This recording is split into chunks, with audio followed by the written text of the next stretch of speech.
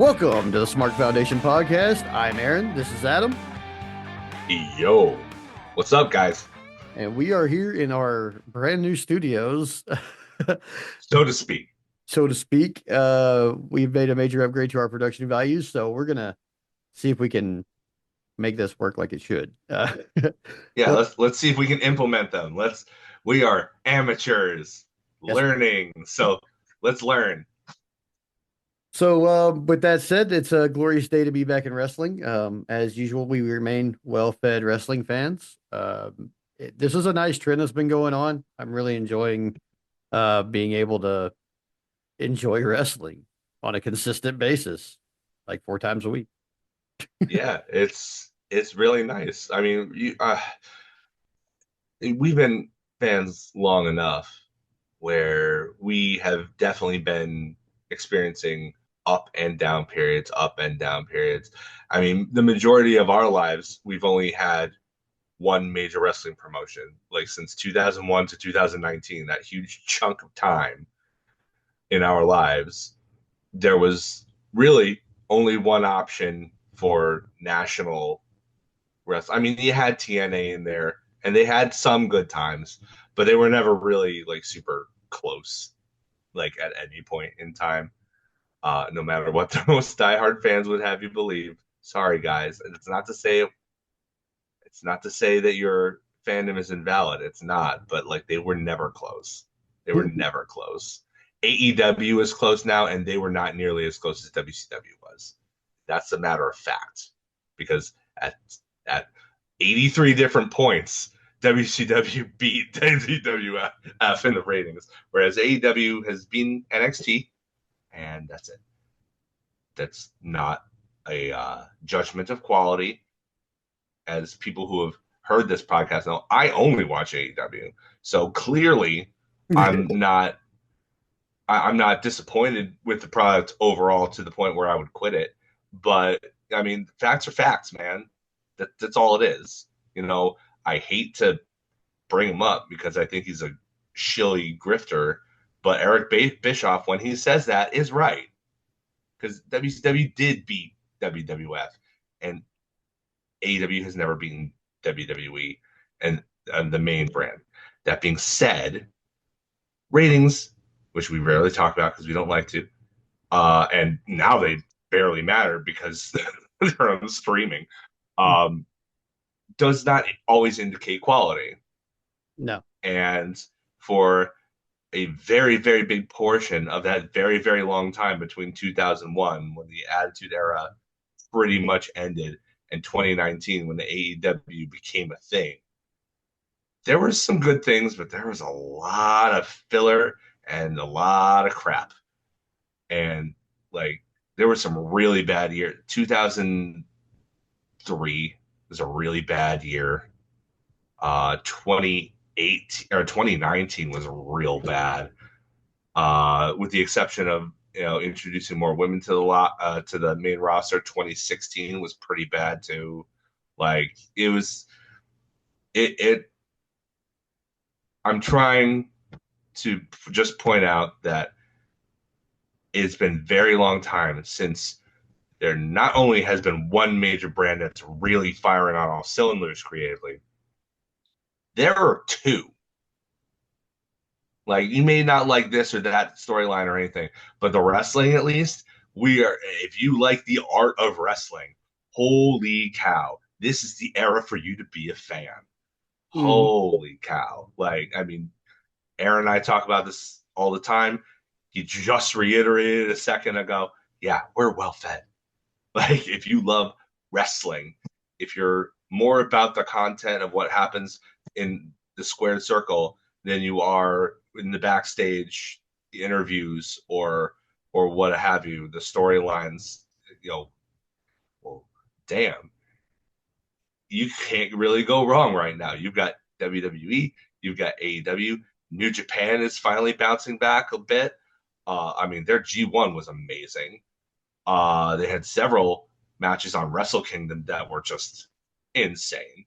Um, you've got NXT, which has bounced back. I know subsidiary, I guess, or whatever. It's still part of WWE. But we were just talking before we recorded about how there were some dark days in NXT too. Mhm. Uh, the 2.0 era was not good, guys. It wasn't good. Sorry, it wasn't. Um, but yeah, now pretty much everything is doing really good work. So yeah, let's be happy about that.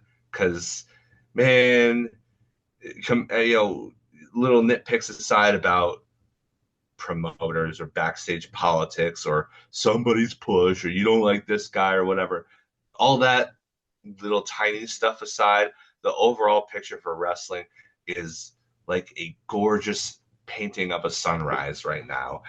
And I say that because it's not midday. This is the beginning. This is not even close to the end of this boom period. I don't think. I really don't. I think we're going to be well fed for a while. Yeah, I think so too. And even beyond the two majors, there's so many just like pick your poison. Whatever you like about wrestling, there's a fed out there that does that. And if you think about a weird combination of something that you would like to see paired with wrestling, there's a fed out there that does that. I promise. Like, yeah, the stuff I've been seeing lately, like I've been introduced to all new kinds of stuff, like a bunch of different little like indie feds that I'm like, oh, they do this specific thing. Uh, okay. Like I mean, if for the kind of people that like that kind of thing, that's cool. Like I mean, and I like a lot of it. Some of it I don't understand, but um, I haven't been unentertained by anything clips I've watched or anything. So um, Niches within niches. yeah, niches within, but still, even the big two, the televised stuff is all big. We're getting into an era where we're going to be very quickly, I think, once SmackDown and like NXT move over to Netflix full time or a streaming service of some kind, we're going to be completely out of the ratings era. Ratings will no longer matter. People will be able to be free creatively. Things will hit and miss like it always does. We have a model for what happens when someone is given complete freedom of creativity without worrying about ratings. And it's just, how Vince McMahon operated for the last 40 years. Because he put some real shit out there and made some really terrible ratings. And he also put really great stuff out there. So some things stick, some things don't. That's true in wrestling always. Your favorite promotion is going to do something you hate, and your least favorite promotion is going to do something you might like. And either way, though, it's like, it's just the best time. It's just the best time to be a wrestling fan. Yeah, there is something out there for literally anybody's particular taste as long as they like wrestling in its base form. Yeah, yeah. As long as you like the squared circle, no matter what shape it takes, because there's like four or five different shapes. But as long as you like the squared circle and what goes on in between the ropes, you will find something you love in the world of wrestling. If you're wondering where else you can find the Smark Foundation podcast, you can stream our show on Pandora, Spotify, and nearly anywhere else you normally stream your podcasts from, including our home at rss.com. We're also on YouTube, featuring not only full episodes of our show, but individual segments from each episode for easier content digestion. For any of those outlets, just type Smark Foundation Podcast into the search bar to find us. If you'd like to interact with us directly, we're very active on our new social media home, Blue Sky. You can contact the show at smarkfndnpodcast.bsky.social for general pro wrestling or podcast comments. And if you want to get to know us each a little bit more on a personal level, Aaron's personal account is at aaronsmark.bsky.social and Adam's is at adamsmarkfndnpodcast.bsky.social. If you'd like to further support our show, you can visit our shop at smarkfoundationpodcast.printful.me to purchase various merchandise with our show's logo on it. Wear your SFP t-shirt or hoodie around town and spread the word about the show that strives to bring fans together around what's great about pro wrestling today, brought to you by a couple of everyday elder millennial wrestling fan dads. Now back to the show. Now we'll get into our lockup for the day, which is going to be our Raw review. Um, Man, okay, so we talked about this, um how it was going to be different, how um like how Raw on Netflix debut on January 6th was not going to be like the next Raw, and that the Right. next Raw was going to go back to being like a normal Raw. And that's exactly what happened.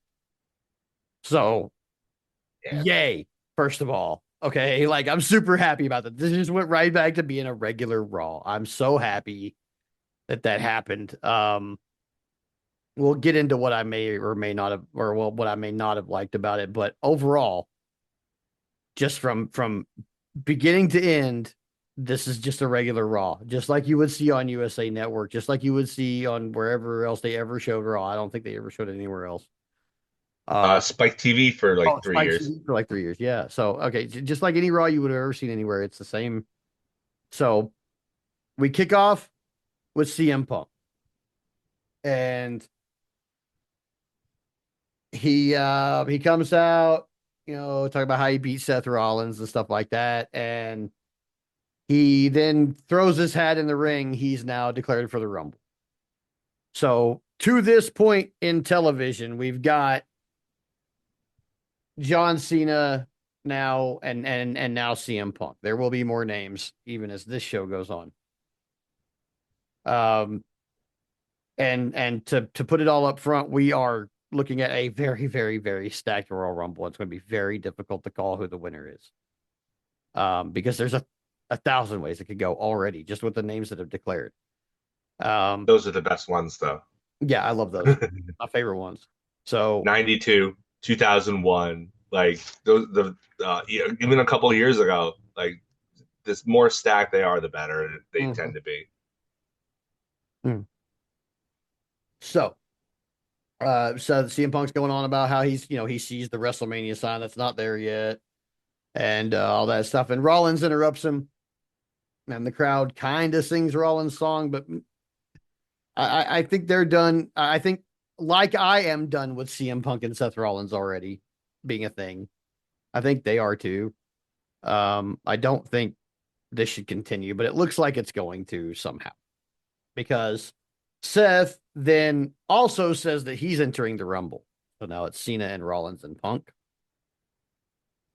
And then they are interrupted by Drew McIntyre, who says they're both basically the same asshole. And he is not wrong, folks. For those of you who love Seth Rollins and hate CM Punk and really buy into the cancer thing, let me clue you in.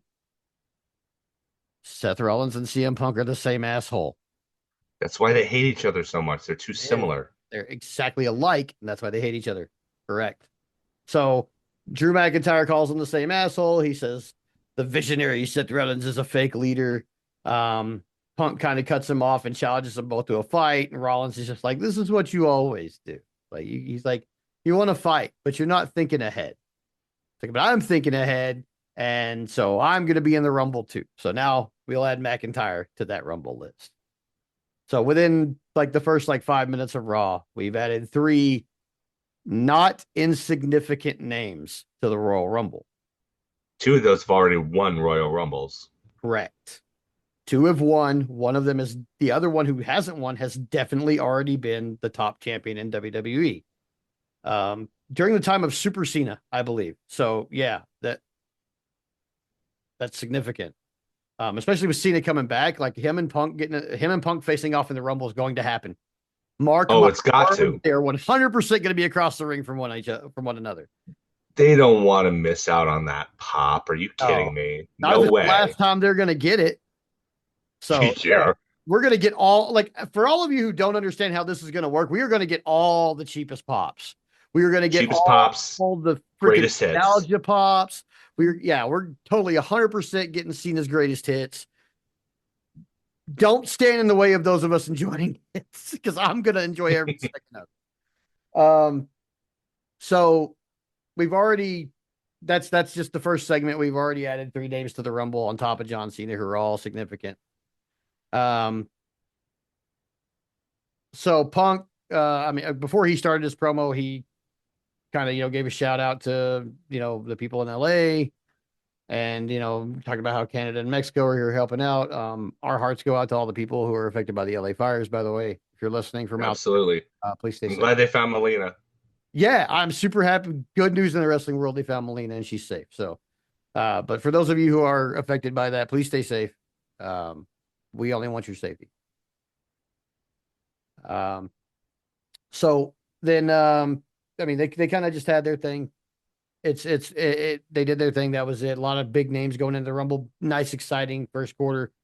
We come back from uh we come back from commercial, and immediately here comes Chad Gable and American Made, which means it is time for what Michael Cole literally said on his commentary, the worst kept secret in wrestling. And it's Penta's debut against Chad Gable. Let me let you in on something, folks. I love Penta. I am a Penta stan. This was a crap debut for him. Really? I didn't like it at all. Okay, here's the deal. Oh no. Here's the problem with what I did. And now there's a lot of people out there that are going to be like, that was a great debut.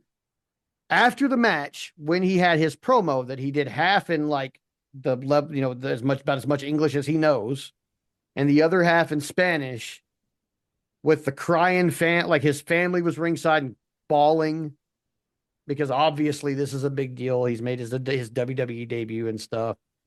Um, in San Jose, California, which is like a traditionally, Mexican area of the country. Um, he's like the promo after was moving and wonderful, and that made a lot of people forget about the match. And the match made Chad Gable look like $1 million and made Penta look like shit. And it's not because Chad wasn't trying to make him look good. It's because Penta was doing stuff that maybe he should have tested out in a WWE ring before he tried to do them. That happens a lot with luchadors. I think that was one of the big downfalls of Sin Cara. Yeah, I believe. Was like, I don't know if it's the style or the ring itself, or they just didn't have enough time to like rehearse them, because they rehearse. Like Yeah. they don't do like the full thing, but they do like spots and stuff. I'm wondering if maybe they just didn't, between that and the language barriers, they just don't generally give these, specifically the foreign folks, the foreign professional wrestlers who don't speak English natively, enough time to be able to communicate what they want to do. Mhm. I mean, because you see this happen over and over again. Yeah. I think in this case, it was a lot of rope tension issues. He tried to do like that bottom rope Yeah, leg drop and yeah. sat on the bottom rope, and it basically just sat him down on the mat and didn't give him any spring. And he like That kind of that rolled. makes the most sense because he's wrestled in the United States for years now, so it can't be like a communication thing. Uh, It's got it. it's I a think you're cable right. It was rope probably, issue.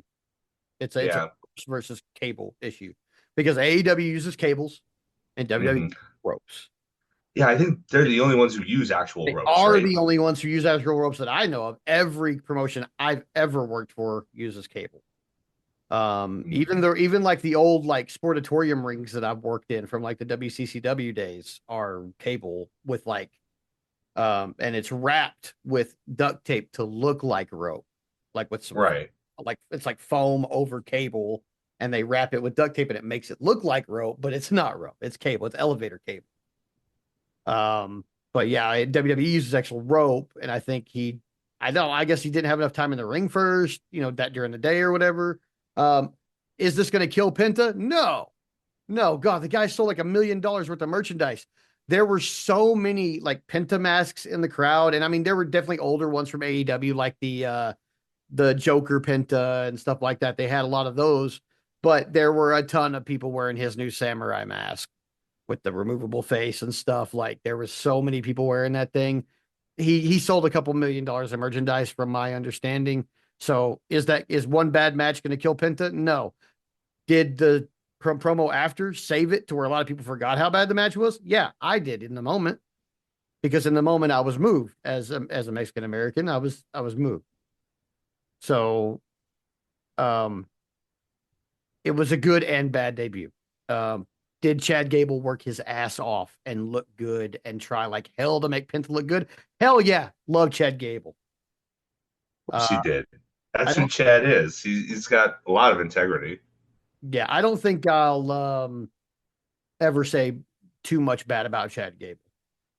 He's good at being an asshole, which is what he's being right now. He's got a good stable of wrestlers. I really wish that they would let Ivy Nile and the Creed kids wrestle more because they're all very good. But I don't say a lot bad about Chad Gable because he does go in there and tries like hell to make you look good, even despite yourself sometimes.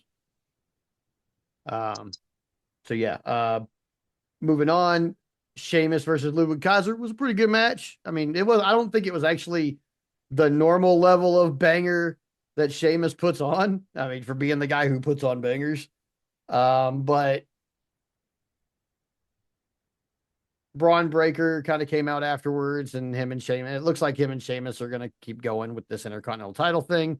I really want Sheamus to win the Intercontinental title at WrestleMania. It is the only title that's eluded him. So I think that might be where we're headed. Um, by the look of the booking, that is where we're headed. But will WWE pull the trigger on it earlier, like at like Mania or at like Rumble or Elimination Chamber? Probably. WWE bungles things like this. They have a history of denying people their moment. You know, I as much as they don't give know. people their moment, they do have a history of denying people their moment, especially in front of their own crowd. I So don't know. I see them putting Breaker in the Rumble, so I don't think he's going to defend the belt at Rumble. I hope that's how it works. I mean, I think that a guy that's as exciting as he is and explosive as he is could have a really good showing in a Royal Rumble, especially if they put somebody like Goldberg in there who also does a spear.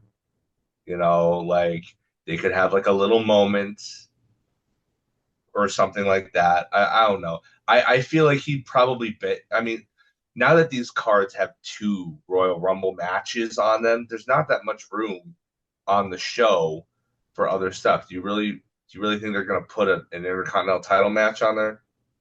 I don't think so. I think they're going to put one or both of them in the Rumble. And if you want to move this thing along, I would put both of them in there, have them have a spot, have Sheamus be the one to eliminate him, and have that uh, justify him getting the title shot.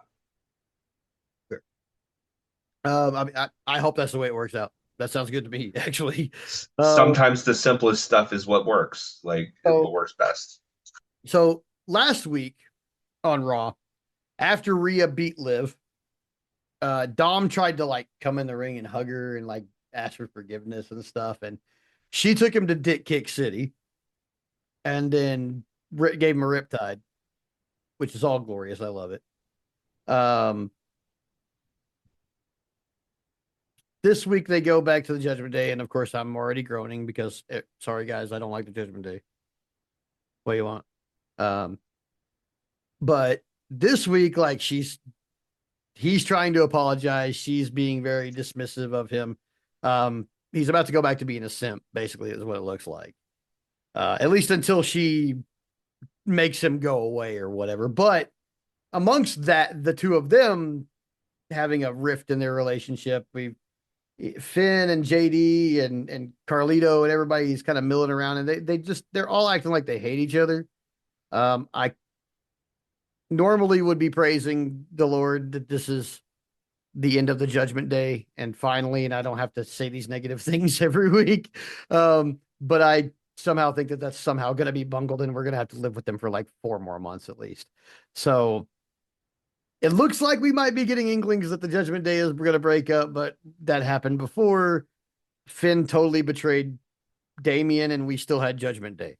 So I don't know how they're going to do this. I mean, I mean, what I would like to see.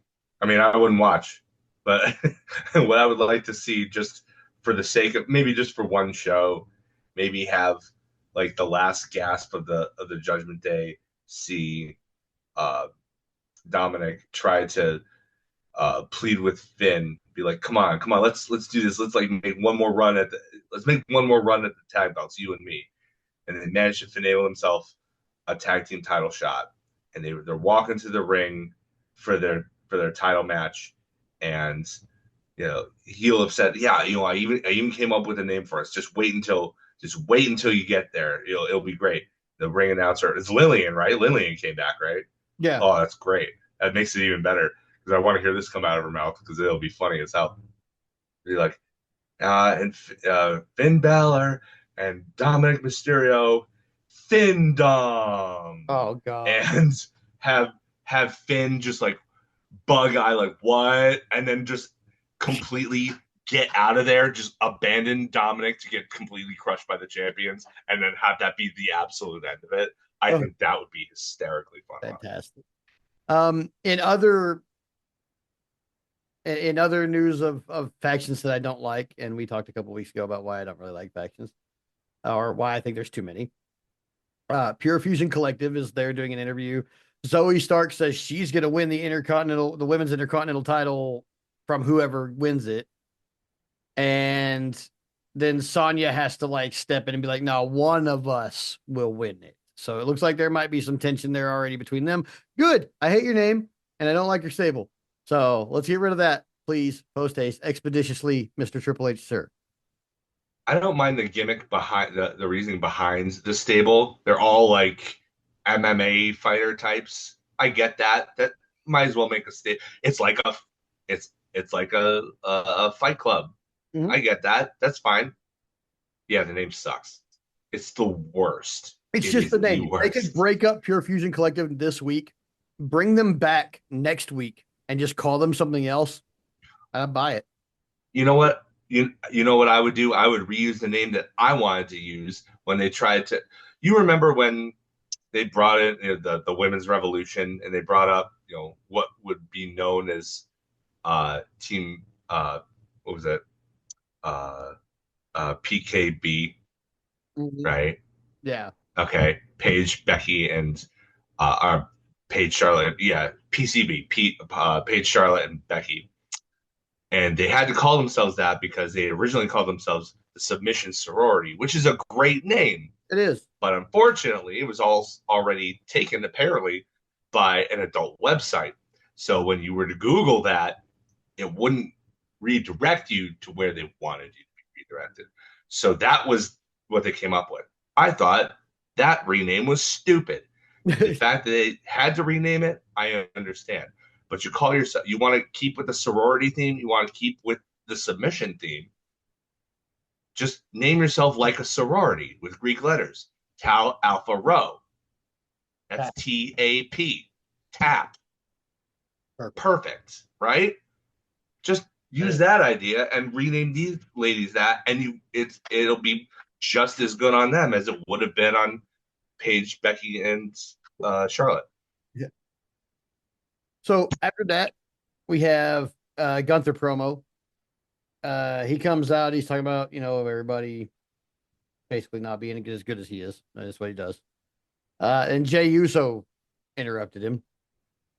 But Gunther said, see, he basically okay. So he said, "I know what you're capable of, and it's a whole lot less than what I'm capable of." He's like, "And I'm going to expose you for what you really are, a really, really talented tag team wrestler." There's nothing wrong with that, by the way.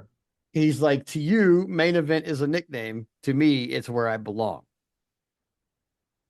And then Jey Uso was like, he got pissed off, of course, and he tries to hit Gunther. Gunther bails.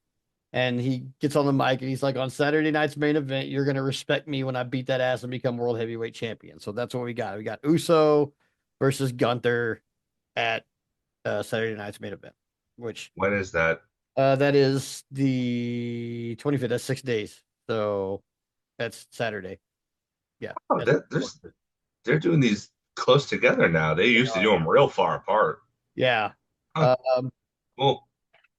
then we had just a couple other things that I really liked. I mean, I've talked about the stuff I didn't like. Judgment Day, PFC. That's pretty much it. Rhea Ripley had a promo, and she was interrupted by Nia, so it looks like we might get Nia and Rhea. I'm not really into that. I kind of want Nia to go away for a little bit. But it wasn't a bad promo, and they usually have pretty good fights. They don't really call them matches because Nia really hits people. So they usually have pretty good fights. Sami Zayn wrestled The Miz after The Miz mouthed off to him earlier in the night. Um, Zayn basically just delivered him an ass whooping. I mean, Miz kind of got squashed. But Sami Zayn did win with a Blue Thunder Bomb, which hasn't happened recently that much. So we got to win. Simon Miller will be incredibly He surprised. was. Or I I bet he watched him was sit down anyway. the next day, and he was ecstatic. Let me tell you. New Um, year, new me, asshole. right.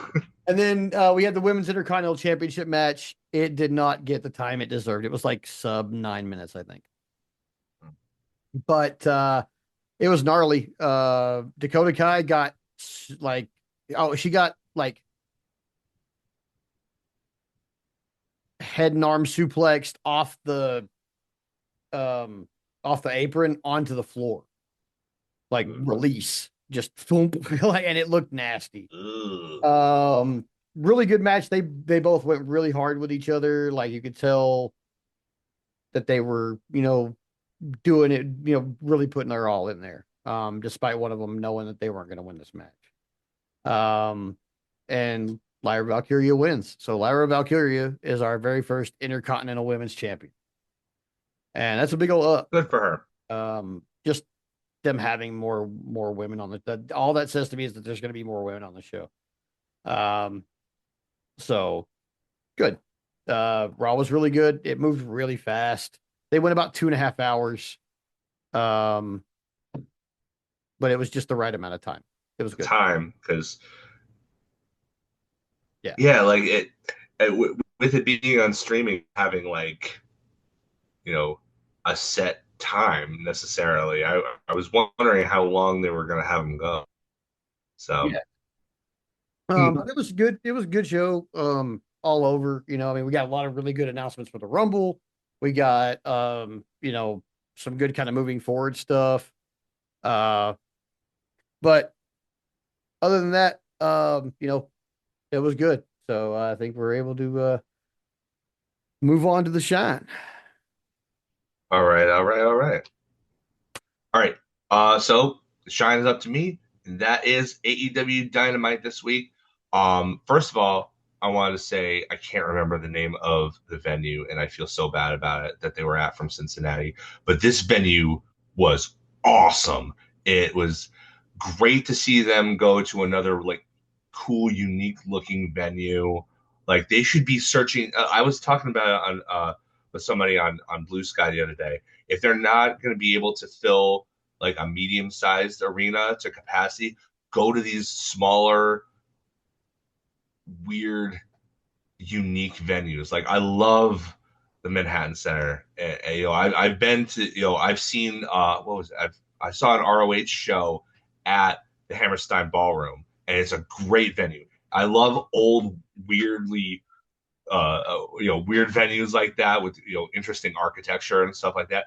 Go to those places because it not only makes your show look different, it not only makes your show louder because the smaller building with a packed house will make it seem louder and more interactive and gives it that indie feel, but all that the good part of the indie feel, not the bad part of the indie feel. But also, uh, if you can't compete with the the the production values, the least you can do is from a visual standpoint of what you can put on the screen, make yourself stand out by going to the cool looking venues, the smaller ones, but the cool looking ones. Like their upper decks were like, it was like 2 floors, kind of like the Manhattan Center was with like their multiple floors. But like there was like a cage almost like around it as a barricade. I don't know. I don't know how to describe it except that it looks rad and that I want to go there. If I'm ever in Cincinnati, I want to see some kind of show there because that venue rocked. So shout out to them for finding that place and for that place for being that place. Um, Show opened up with Kenny Omega versus Brian Cage. Brian Cage is underrated. I know we say that about a lot of guys, and especially in AEW where like everybody seems to be super duper talented.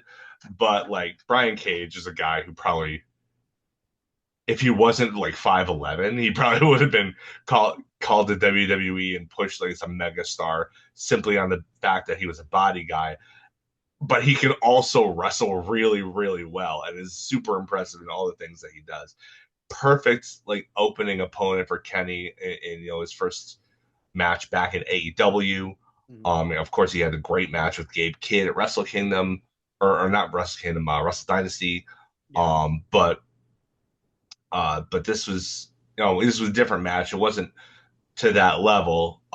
Kenny always kind of goes into a different gear when he's in Japan, but uh, like this, I mean, this was great. It told a great story. There were shenanigans, sure, but I mean, I thought like the big spot of the match was like right before break when they he Cage press slammed Omega onto the announce table, and they sold the table not breaking it. Oh, it's a solid oak table, so it's like, okay, all right, I'll buy in.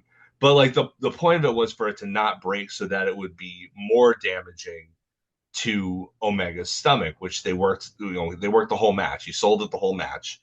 You know, it was good. It was probably about what 12 minutes or so, 12, 13 Yeah. minutes. Good stuff.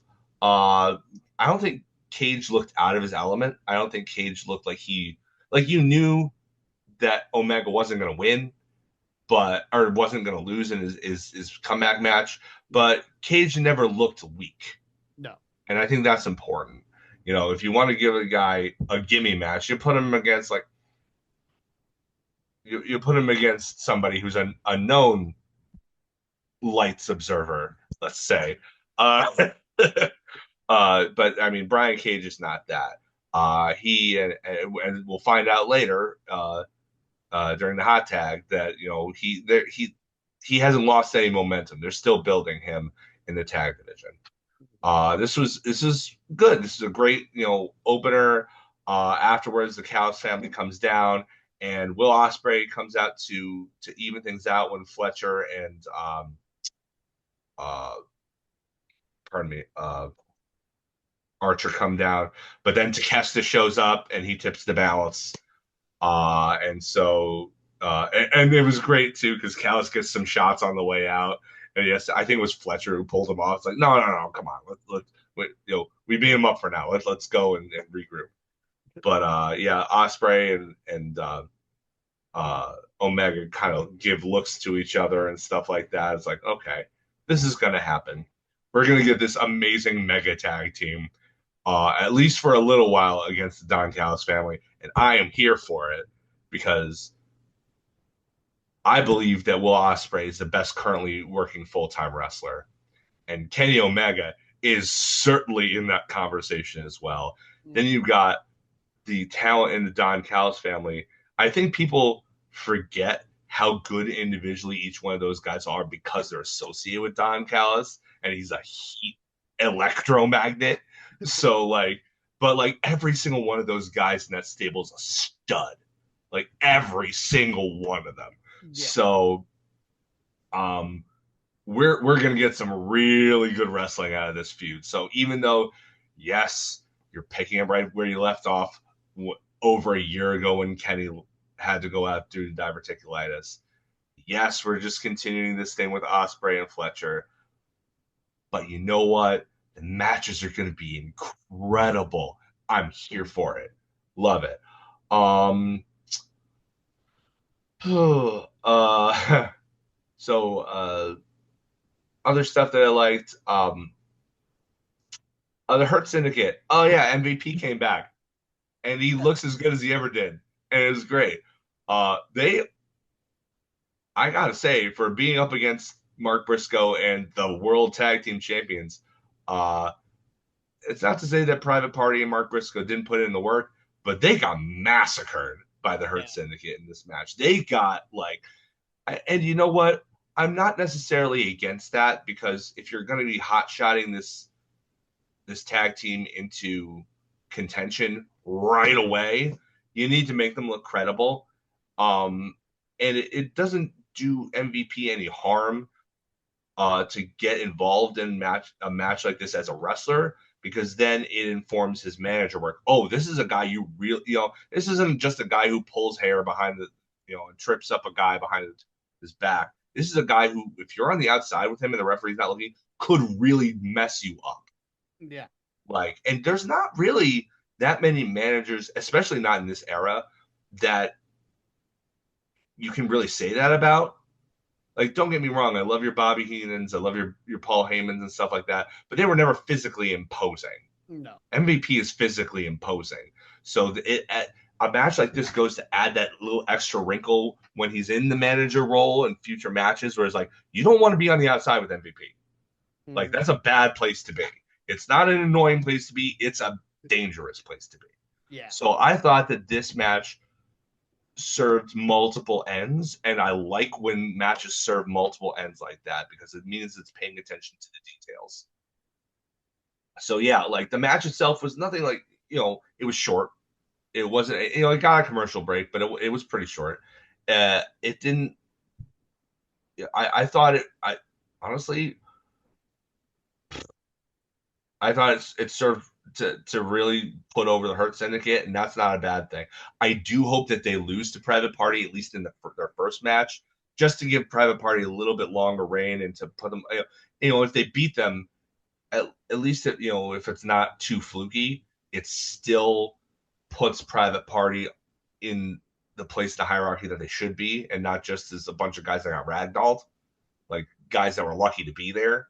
So Yeah. I wouldn't give the belts to the Hurt Syndicate immediately. I do think that it's inevitable, though. Yeah. I think with this kind of booking, you kind of have to. Like, it's in the cards. I don't know how quick it'll be. It's coming though. Yeah. Um, Pretty obvious.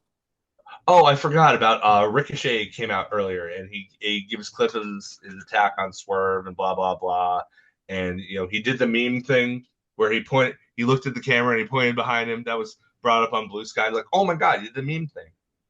And uh, I don't want to praise Ricochet for reasons we already discussed last week, but I will praise Prince Nana for coming out. Swerve's music hits and Ricochet's all like bug eyed, looking at the ramp, seeing it, waiting for him to come out. But Nana comes behind him with the chair and times it perfectly to the beat of the song, hits him with the back in the chair, and then does the dance. Like, I Prince laughed Nana, so hard.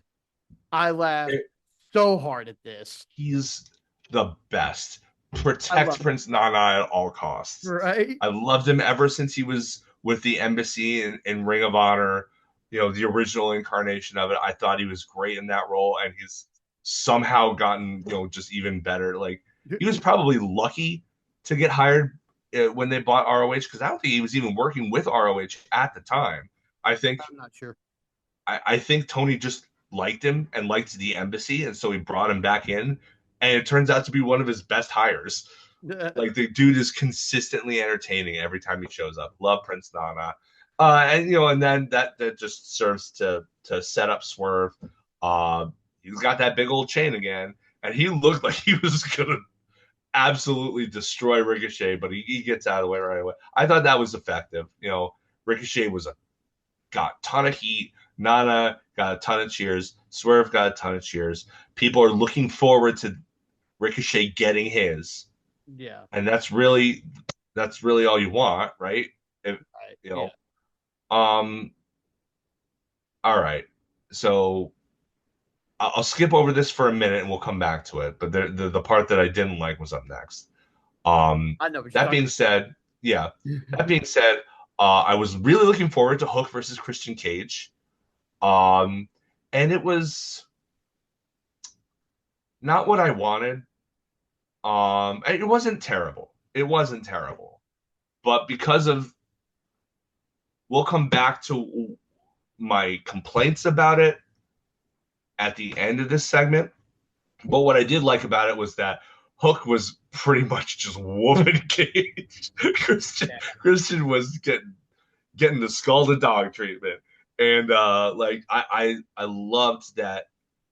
Especially, he's so smart and he's been around so long. Christian Cage knows exactly what he's doing, and he's so selfless in there. And he always has been, really. But, like, especially at this stage of his career, he should be selfless, and he should be letting the younger talent just whoop him, just absolutely destroy him, get that heat on him. And then, sure, yeah, the win was by DQ. Like, Hook dives, gets the red rum in the center of the ring. But, like, like, there was all sorts of uh what's his face, patriarchy shenanigans that just caused the DQ. It was, you know, it was what it was. You know, they don't do DQs often, but if you're, in AEW, and that's what a lot of people like about AEW, but if you're going to do one, do it with the guy that people already hate so that they can put the heat on him instead of the decision. Yeah. Um, and then patriarchy looked like they're gonna, because Shibata was there too on the outside trying to do his best to hold off traffic, but he couldn't quite make up the numbers. They took him out, and they looked like they're gonna give Hook a concerto, and then Samoa Joe comes back. Oh Yeah. yeah, let's go, baby! Samoa Joe is finally back after way too long. He wasn't even injured. They just didn't like. I mean, he went off to film something, right? Like, Yeah, he was filming and for metal. I think, I mean, that shoot couldn't have been for that long. So they were probably just waiting to pull the trigger on the right point in the storyline to come back. Don't know why he's not going after Jericho, the guy who put him through a wall with a freaking forklift. But Here's the guys trying to kill his paycheck. yeah. So I mean, but I mean, I'm glad that this, Samoa Joe and his murder associates are back together. Yeah. Uh, I need them to have a name though. I need that stable to come up with a name. Like they should be the Nation of Violence, but the renewed Nation of Violence. But I'm pretty sure TNA still owns that name, so they probably would have to work something out with them, which would be probably really difficult now that they have signed a Associates. multi-year deal with WWE partnership, which means that TNA, sorry guys, is finally gonna die. I don't know. That's, I still don't know they're gonna I die. mean, they killed the Brit rest scene. They killed Evolve. Like they just that's what they do. Like they co-opt people. They grab their best guys. It's just a version of what Vince did in the 80s. Gobble up all their best talent without really compensating those territories for their losses, and then just left them to die. Yeah. So I mean, this isn't out of character. This is who they are. Um, but anyway, that's neither here nor there. Uh, the one that I really wanted to see though was up next. The one that I was waiting all really 3 weeks to see was the women's casino gauntlet. And with the exception of the length, which you didn't get enough of, No. the match itself still delivered though.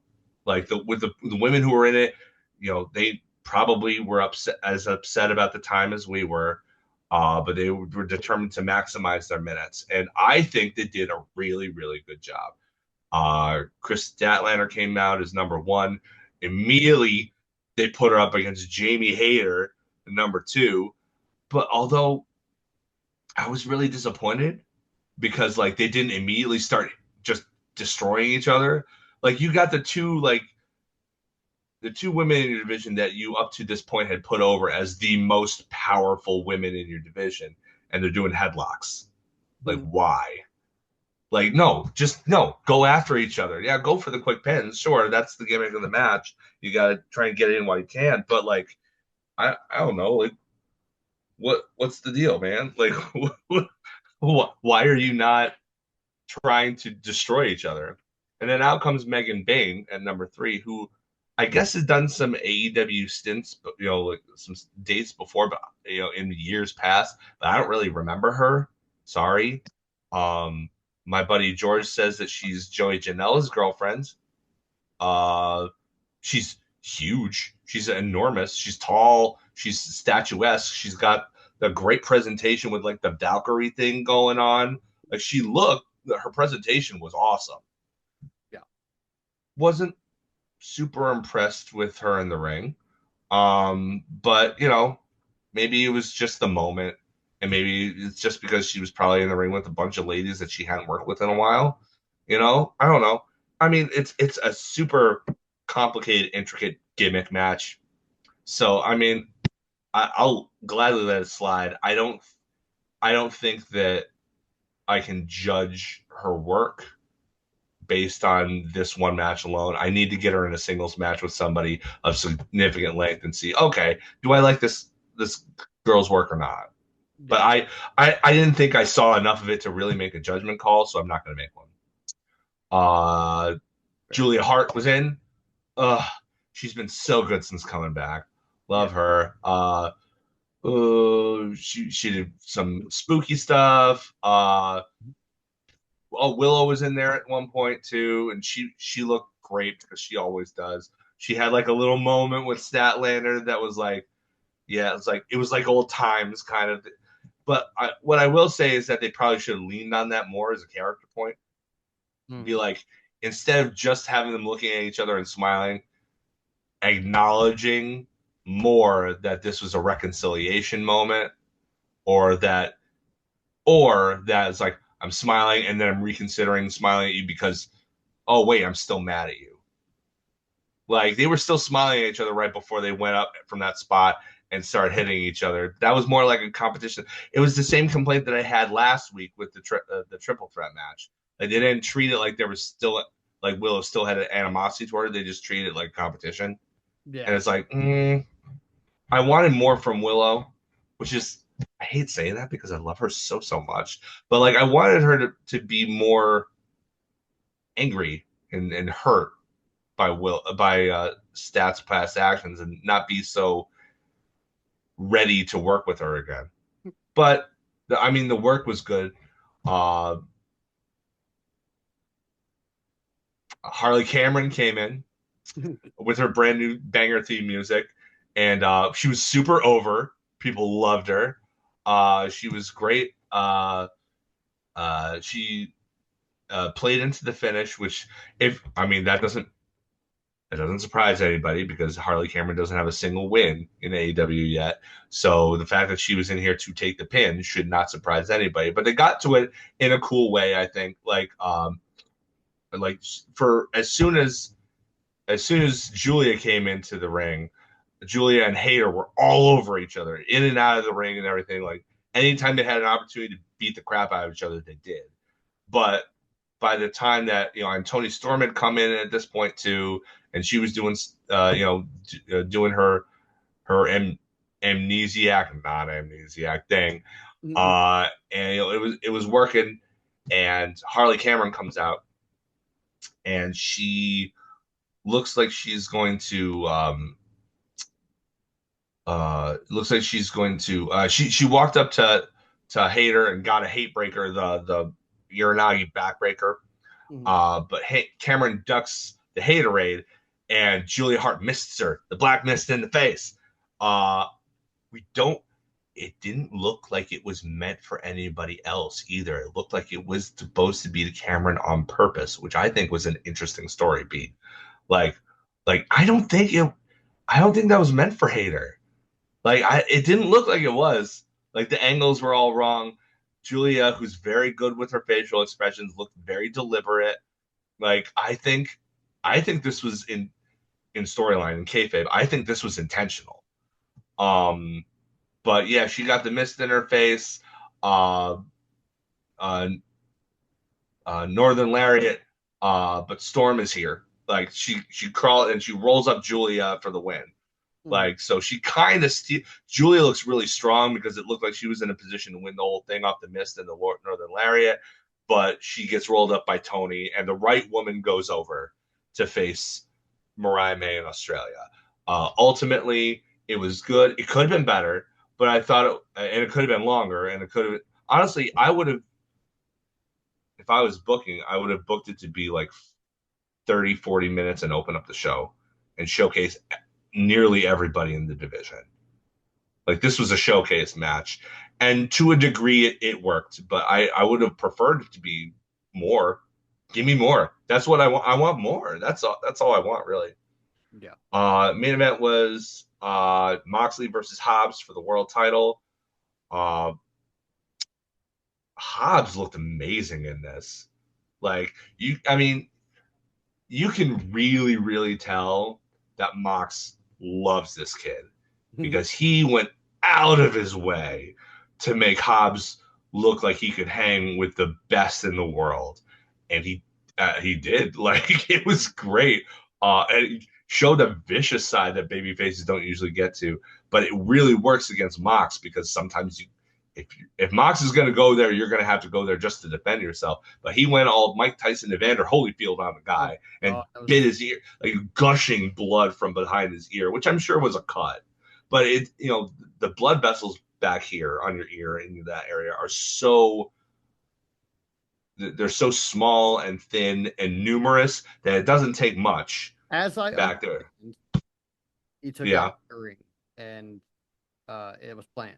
Like he told him to rip it out, that I didn't know. and It's that very that Mox. amount of That's blood, um, for sure. But that is uh, very John Moxley. This is a guy who nearly had his nipple ripped off in a ring before. And yeah, if you read his autobiography, he'll tell you that story. Um, yeah, it was yeah, there was a lot of blood. That puts a new wrinkle. I didn't know any of that stuff, but yeah, it was like poof. It was bloody. It really put Hobbs over as like this just killer baby face. They've gone out of their way to make him look pretty darn good since his return. yeah, And this certainly contributed to that. Um, Finish came with shenanigans. Marina cracks Hobbs in the face with the briefcase behind the referee's back. And, 1, 2, paradigm shift gets kicked out of. What? yeah, On Dynamite with a guy who was not anywhere near the main event scene, like at any point in his career, that's an endorsement. hmm That's an endorsement. But he still loses when he's choked out by the Bulldog yeah, with the Bulldog choke. But that's okay because he didn't tap out. He passed out, which in kayfabe terms is heroic instead of cowardly. That's not the way it works in the real world, people. If somebody has you in a submission hold, please tap. yeah. If you That's can't escape, please tap. Save your arm. Save your brain cells. Do whatever you have to do to protect yourself. There's no shame in submission in the real world. But in wrestling, tapping is cowardly. yeah. You better. So after the match, Death Riders jump Hobbs and uh, they rip the knee brace off and stuff like that. But Rated FTR makes the save, although it took way too long to get Way there. too long. Way, way, way, way, way too long. It was like what were they doing? Somebody on Blue Sky posited that maybe the Death Riders had laid a trap for them in the form of old Bret Hart matches, and they were just watching those and got distracted. Uh, but yeah, uh, but yeah, it was ultimately it was a good show. I do have to circle back around though and talk about that segment. Oh, I hated it. Yeah. I hated Um, I'm gonna reiterate what I said about Jeff Jarrett on my TV. I don't want him there. it. I don't want him there. And this stuff, this kind of stuff was not what I had in mind when I said that. Okay. To be clear and to be fair, this kind of stuff was not what I intended, but it doesn't hurt my case. Oh no. Yeah. This in the year of our Lord 2025, we don't need to be making jokes about each other's mothers being sex workers. I don't think that's appropriate. I I really. don't think it's necessary. I think there are better ways to get heat. But if it was a heel that was doing it, it would be fine as long as they got their comeuppance for it later. I'm not opposed to that. This was the baby face doing this. The baby face absolutely should not be making your mother's a horror jokes. Okay? Absolutely not. And your girlfriend is a whore joke. Oh yeah. Like yeah, that too. Like it was just it it was it was trying. It was one of those segments that as a wrestling fan, if I was introducing somebody to wrestling for the first time with this show, I would be embarrassed. Yeah. I would be embarrassed. Oh, it's not usually like this. Like Oh yeah, I can't. Oh, I oh. this segment too took way too long. It actually took longer from front to back than the women's gauntlet took in its entirety by Yeah, about a minute. They could have cut this to a 5 minute backstage segment or whatever, given more time to the women's gauntlet. They also could have cut down if they were going to go with the DQ finish for Christian Cage and Hook. They could have made that a lot shorter too. If they were just going to go with the DQ anyway, they could have just done the first part of the match where Hook was just whooping him and have Cage immediately get disqualify himself. And in fact, that would have served his character even more as a coward, and then given more time to the women's match that way too. So I just there was some really good stuff on the show, but it was good. The good was really good, but this was not. The bad was real bad this week, and I don't want to focus on the bad, but like everybody is talking about this segment for a reason, and mhm. I'm not going to shy away from it. It was No, bad. We should not do anything like this again, and we should move on. yeah, Should move it's on. terrible. I don't say this that Leave it often. in the past. Leave it Yeah, in the past. Don't bring it up again. Don't put it in any video packages for the eventual matches they're going to have. No, don't do any of that. Pretend it didn't exist. Move forward. yeah. I don't say this that often these days because a lot of stuff is good. This was the drizzling shits, y'all. If you need an example of what the drizzling shits are in wrestling terms, this segment for 12 and a half or 13 minutes was the drizzling shits all over Wednesday night.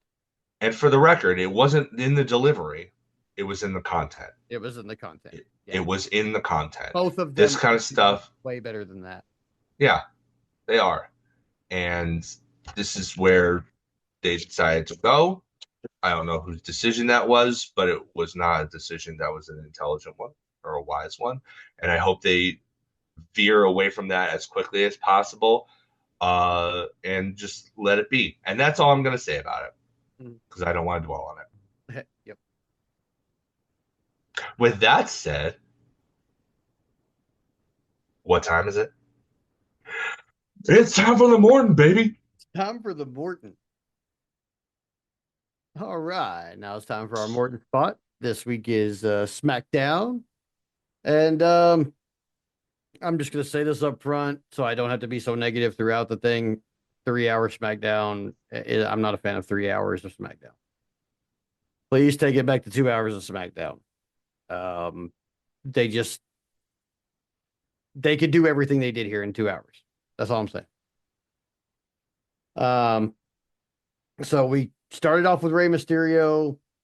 They're in San Diego, so hometown, big pop. He's interrupted by first of all, he declares for the Royal Rumble. So there we go. Rey There Mysterio it is. now also in the Royal Rumble. And Kevin Owens interrupts him and says, I respect you more than anybody else in this business, probably. And I want my first one-on-one match with you to be for the title at WrestleMania. So when you win the Royal Rumble, pick me. And then Ray has to be like, but Kevin, you're not the champion, which sends Kevin into a tizzy. And he tries to attack Rey Mysterio and gets powdered. And then later on, Rey Mysterio asks for and gets their very first one-on-one confrontation tonight, not at WrestleMania. Is it possible that they've never had a match before? No idea. They've been in the same company for a long time now. That's crazy. Never wrestled. That it's weird. So then we have women's tag team championship match: Naomi and Bianca versus Nia Jax and Candice LeRae. Um, it was a good match. Really solid, 7.5 or 8 minutes. Bianca and Candice had some really good in-ring chemistry. I think that would be something that they could maybe explore further in the future. It would be really cool. Um, but Belair and Naomi take the win. I didn't think the titles were going to change hands here, and they did. Especially with Nia showing up on Raw. I guess the transfer window's still open. I don't know what's going on with that. Um, One so of these days they'll make that brand split actually stick. yeah. And then they had Nick Aldis backstage saying, Cody Rhodes getting cleared. And Nick Aldis tells him, hey, there has to be an addendum to your contract with Kevin for the matches at Royal Rumble. It's going to be a ladder match. And they both have to sign this addendum, but they haven't told us what it is. And I guess next week they've got to relinquish their titles, both belts, to be suspended above the ring, and then sign this addendum before Nick Aldis will let this match take place. So I don't know what the addendum is. They didn't say.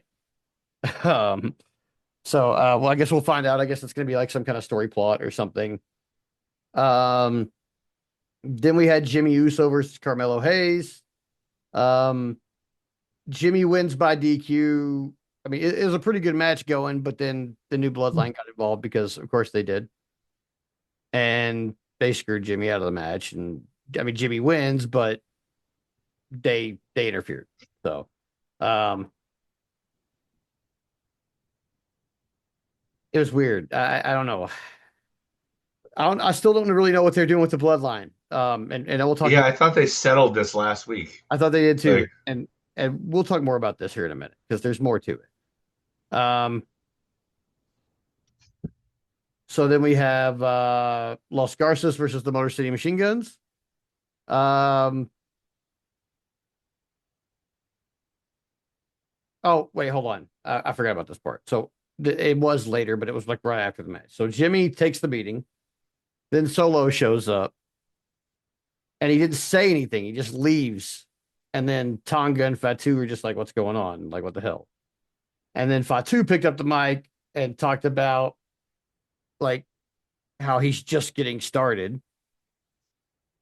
And then LA Knight shows up, but they get the upper hand on him because it's 2-on-1. And then Braun Strowman shows up, but Tonga pulled Fatu out of the ring and they kind of took off. But then hmm, they announced the match for next week of Saturday night's main event, Braun Strowman and Jacob Fatu.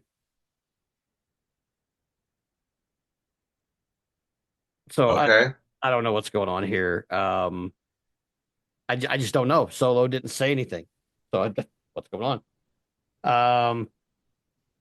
But then we had that tag match where we got Los Garces and Motor City Machine Guns. Pretty Deadly showed up, tried to help the Garzas, but they were unsuccessful. Shelly and Saban take the win. It was probably like 7 or 8 minutes. Not really anything spectacular, Skull and Bones for the win. Typical. I mean, at this point, it's bad that the Motor City Machine Guns matches are getting repetitive already, but they are. Um, Hmm, but it wasn't unenjoyable. I'm pretty sure I watched that same match against DIY 2 weeks ago. So yeah. here we are. So we'll see that, that we'll see that Fatu and Strowman having the match is really the best thing that came out of this, like 15 minutes. Then we had Piper Niven versus BFAB. Niven picks up the win. This was only like 4 minutes or so. Um, Definitely not enough time, but I mean, it was a good match, but I was like, oh, it's over. What? Like, it's already over? Hmm, Like, okay. yeah, yeah. I don't feel like either of these people have been beat up enough for this to be over. Like, especially knowing what I know about BFAB and Piper and having seen them be in like, ladder matches and dumpster matches and crazy shit like that. Like, why why would I think that they're gonna go out in 4 minutes? Like that's the thing that kind of bothers me about the way they treat the women's division more than the men's, but the men's it happens in the men's division too. Or like you fully know that this guy or this girl will take a table bump and bleed, 3 pints of their own blood onto the canvas and still kick out of the third sharpshooter, the third like lariat or whatever combo, whatever, the third finisher. They're like they'll the lengths they'll go to. and then like on a random Monday night they get beaten 45 seconds or like 3 minutes. Yeah, And you're like, there's not the consistency isn't there. no, And it's I mean, to be fair, that's pervasive in a lot of wrestling. It's not just WWE. I think it's just um, more prominently. It's more evident in WWE because they are the biggest brand, and so that's the thing that people think of most. But yeah, they've always kind of had this kind of, I don't know, big match syndrome, I yeah, guess you could call it. People will elevate themselves, if there's something on the line a lot of times, but then they'll lean on well, I mean, anybody can get knocked out and they get, by any given punch or whatever in a real fight. Why, I feel like that's in a scripted environment. You can, you can do that and lean on that as an excuse, but you should do so rarely. And when you do, make it a point that that's a part of the story. yeah, Like, oh, I got caught, or oh man, what's happening to me? I'm losing in 3 minutes. I'm losing in 3 minutes now. Like, make it a part of the ongoing story. Don't make it like well, this is done. This didn't matter. Like make it matter. yeah, yeah. I just don't like it when matches are really short, especially for the women. When like everybody else is getting 20 minutes, why are they getting 5? You know, even if you have multiple matches, like they're still like that's like 10 minutes total between two matches. Like give us more. They deserve more. Yeah. Um, so then we had Owens and Mysterio. Um, look, this was a good match. Both of these guys are super talented, but we know all of their spots on both sides, and that's how the match went. Okay. Owens got the win. Cool. Rey Mysterio's putting over younger guys, even though Owens isn't really a younger guy at this point. No, Uh, he's closer to our age. yeah, but Ray's putting people over that are younger than him. We'll go there. Okay, that'll be easier because I mean Ray's probably not offended that I'm like this guy's a 30-year veteran. That's a badge of honor. You're still in there doing crazy Hurricane Ranas and stuff. He still looks as crisp as he did in WCW. I hope the man doesn't doubt himself. He could probably do this for another 10 years. The way he's moving right now, he probably could. Well, I Um, mean, I would hope so after having surgery on his left knee like 8,000 times. yeah, that thing's got to be completely fake at this point. Oh Uh, yeah, totally. But it should be like a bionic knee that he should yeah. be able to work on forever. I mean, he should be able to. I mean, really look the way he's moving around, like he's a little bit stockier than he was in WCW or early WWE, but Yeah, he put on a lot of mass to get to WWE. just 100% still doing wraparound Hurricane Ranas and 619s, like in a way that I absolutely fucking cannot do at 42. No, Him at 50 something, I think. I'm not sure how old he is, but I think he's at least 10 years older than I am. So, I mean, I'll look it up. but he's still doing the work that you would expect Rey Mysterio to be doing. He hasn't really lost a step. He's He's working. 50. Okay, so he's 50, but he's working Yeah, he's 50. safer. But he's not lost a step. So um, he put over Kevin. You know, Kevin goes to show him some respect at the end, and then it's a ruse. He starts beating him up. Of course, then Cody Rhodes, who is cleared for competition now, shows up, and they get in a fight.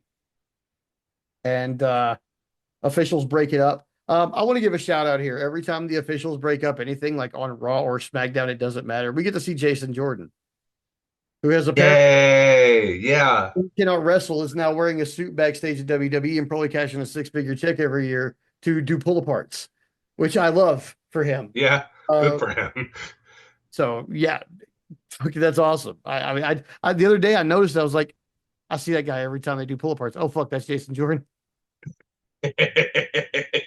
Yeah, it's good to see that even though his career in the ring got cut short for somebody who was really a prodigy, Mm-hmm. and who was just coming into his own as a character too. Um, it's good to see that the what was it, concussion? It was a really bad concussion, right? I think that put him on the shelf indefinitely. It's great to see that they still saw enough value in him to give him a job. Like a lot of places probably would have cut him loose at the end of it. They probably wouldn't cut him, but they probably would have let his contract run out, and be like, well, we can't use you, Yeah. in the ring, which would ultimately, honestly, be okay. There's nothing wrong with that, but they did an actual nice thing, and that should be commended, even if it was a Vince decision. Uh, you know, it's like that meme of the Onion art, the headline is like, "Oh, awful news! The worst person makes a good point." It's like, yeah, yeah. Sometimes Vince did okay things, sometimes that don't make up for the other things, but you know, doing right by Jason Jordan was a good thing and continues to be. Yeah. So after that, we had a really nice tribute video to Bob Uecker, which I appreciated. His voice of baseball in my childhood. I Yeah, Uecker. It kind of made me sad, to be perfectly honest. Uh, but then WWE, I feel at this point, because I don't know if this aired differently for people who don't have like the commercial free Netflix.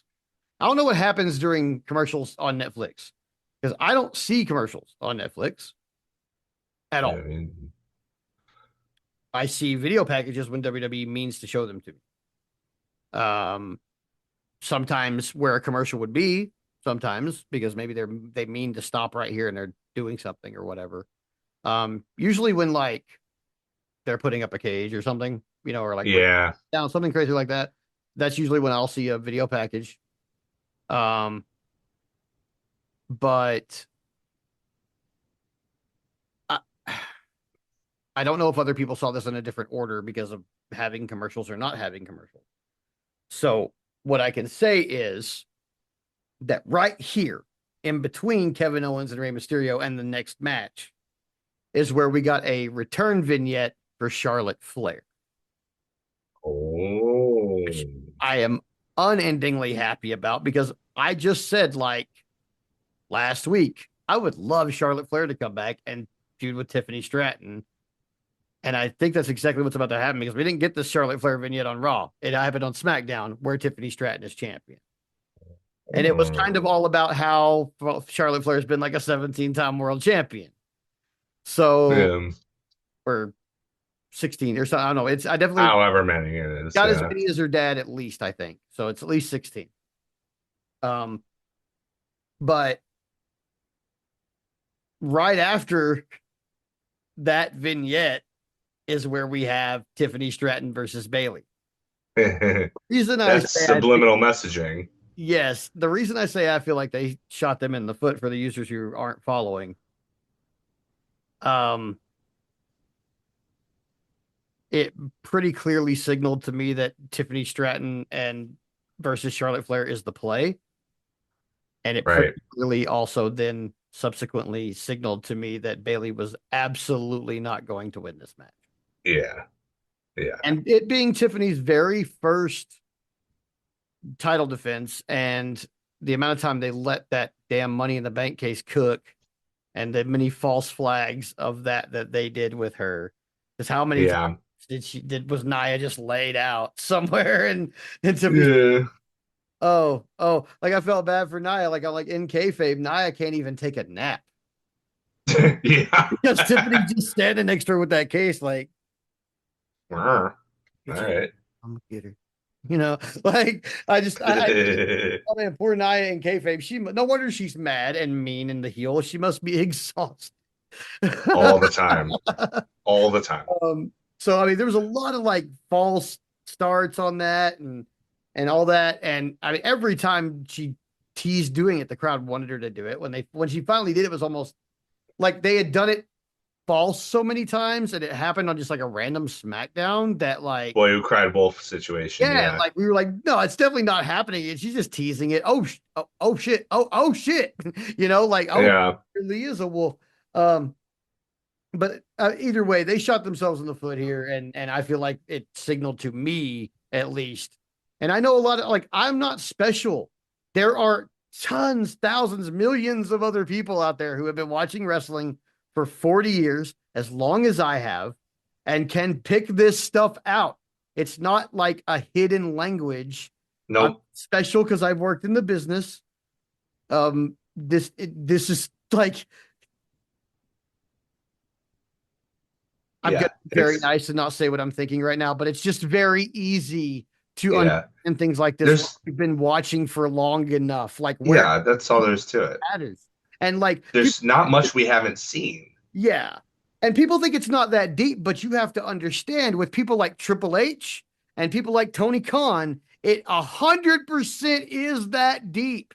Yeah, Little it's subliminal shit messaging. matters. This week on in or last week on NXT in the background of one of the promos or one of the through shots or something, Shawn Michaels was talking to someone like Roxanne Perez or somebody like that in the background of the shot. I guarantee you this week on NXT, something is going to happen where Roxanne Perez has had a, discussion with Shawn Michaels about X thing, and this is about to happen. Like little shit like that matters in the Triple H era of WWE. It matters in the Tony Khan AEW. It shit is that deep. Wrestling is not as simple as some people want to place it in like this little box for simpletons. It's not the case, especially No. Now, if you pay attention, for the record, just to go back for a quick sec, Wikipedia lists her as a 14-time world champion, but that's not including the 2 NXT title reigns she's had. So it kind of depends she's a on whether you 16 time count that or not. I don't care. No, that's a 16. I'm Yeah. sorry, but the work level of the people that do win the NXT championship is never in question. Well, I'm just pointing it out. But no. I'm not mad at you or arguing with you. Yeah. I am just saying, like, if they're not counting that, that's some bullshit. Wikipedia, fix that. So That counts. so question, slight diversion. Uh-huh. The WWE CW title, was that a world title? Yeah, it's a world title. I always considered a world title. Kind of didn't seem like WWE considered a world No, they title. treat it like one. No, unless it was Bobby Lashley holding it. yeah, they're. I mean, they're not. They didn't treat WWE CW like they're treating like the two titles now. No. For sure. No, but I mean, look. Okay, if TNA world title counts as world title, NXT world title counts as world title. I'm sorry. I know it's just the NXT championship. It doesn't have world title in the name, but that Yeah. top title in a promotion that makes it a world championship. She is a 16-time world champion to me. I don't like to argue. And I especially feel like not counting it belittles the people in NXT and their work rate, which is often 1,000 times the work rate of people on the main roster. Let's be real. Let's be real here. Regardless of whether they count that as a world title or not, mm-hmm. she's still gonna get to 16 or probably 17. We're getting 7, sure. even without the NXT title reigns. So it's gonna happen whether it takes 1 or 3 more title wins. Doesn't matter. It's happening. I'd place $1,000 in Las Vegas right now. Right now. If I were sitting in Las Vegas at a sports book and needed like a sure thing, but maybe I don't need it to be like right now. Maybe I'm just looking for like a good investment. I'll put $1,000 in Las Vegas that in the next 10 years, that number is going to be at 3-0. 3-0. Oof. She's already won. That's a lot. What is she? 32? She's already 38. Okay, she's 38. She's won 16 world titles already. She's even if we only want to count 14, she's 16 short. I absolutely believe that in the next 10 years she could put in another 16. Do you think she wins the Rumble this year? If Becky's not in it. And if Becky is in it, you think she's taking it? Yeah. She's been gone. That would be no fucking way. Either way, that's a repeat winner. Yeah. Yeah. I think Becky wins this year if she comes back. If she doesn't, I think Charlotte wins. But I actually think, no, I think Charlotte will come back at the Rumble. I don't think it gave a date when she's coming back. I think it's just, it's like, I think you don't put somebody's name out there unless, this is what they did with Batista too. They hyped him up for 3 or 4 weeks before he made his return in the Rumble that everybody hated him winning because he wasn't Daniel Bryan. Oh God. They said he was coming back at the Rumble. They never said he was in the Rumble. But they implied it. I think that's what they're doing here with Charlotte, from what you described. I think that's what's going to happen. They'll probably save her to like it. Either she or Becky will be at number 30, Yeah. and I Uh, think it'll be Charlotte because I think Becky hasn't been 30. She took Lana's place at 28, but she was essentially the last one in the ring at the time because of the gimmick they pulled.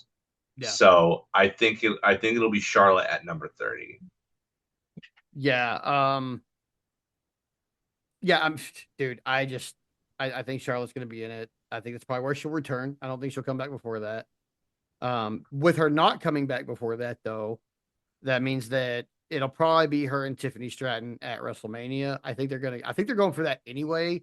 So we might get like if Becky comes back and wins, it'll probably be Becky and Rhea. However, I don't know how that works because Rhea's a mega face right now, and Becky would also be a mega face. I mean, Tiffany here's Stratton's the kind of a heel, and so is Charlotte. So how like it looks like it looks like Charlotte versus Tiffany's the move, but how?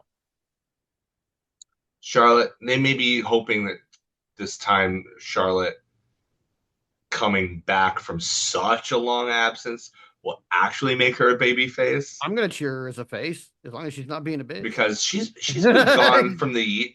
When was the last time she was even in the ring? Like it's been like 2 years or something, Before I right? started watching again for Yeah, this, I think. so and a long Uh, time before I started watching again for this, so yeah, she suffered an ACL, MCL, meniscus tear against Asuka. yeah, it gets awesome. Uh, so yeah, she's been gone for a year.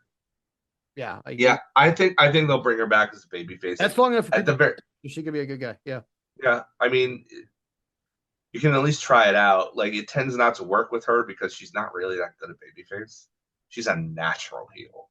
I wonder if she's Uh, separated herself any from like her father's presentation. I mean, I don't know. Like I would kind of hope so. I I would if this was a year ago, I would say there'd probably be no need because the WWE fandom tends not to care about that kind of stuff. And then you got last week when Hogan got booed out of the building, and Yeah, I'm not so sure anymore. yeah. I LA was think the more. wrong place to bring his ass out. Sorry, guys. Well, it's true, but at the same time, it was still surprising because the fandom is a little bit more casual and they're a little bit more forgiving Yeah, than the fandoms of other particular uh, wrestling organizations. Not just AEW. I mean, I know that's what people are thinking, I'm implying there, but it's not just them. mhm. Um, I don't know. I feel like maybe more people are coming around. So I don't know. Maybe she will. Maybe she won't. Maybe they'll finally put her and Andrade together on screen. That'd That be may cool. be something that would give Andrade something to do if nothing else.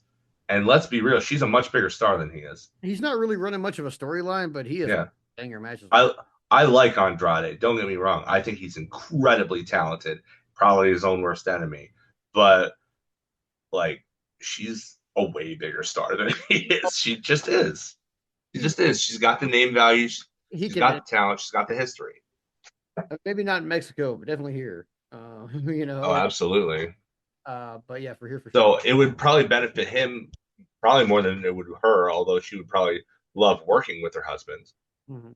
regardless. And it would put a new wrinkle on her that we haven't seen before. We've never really seen her interact with a dude other Yeah, than her dad for a short stint.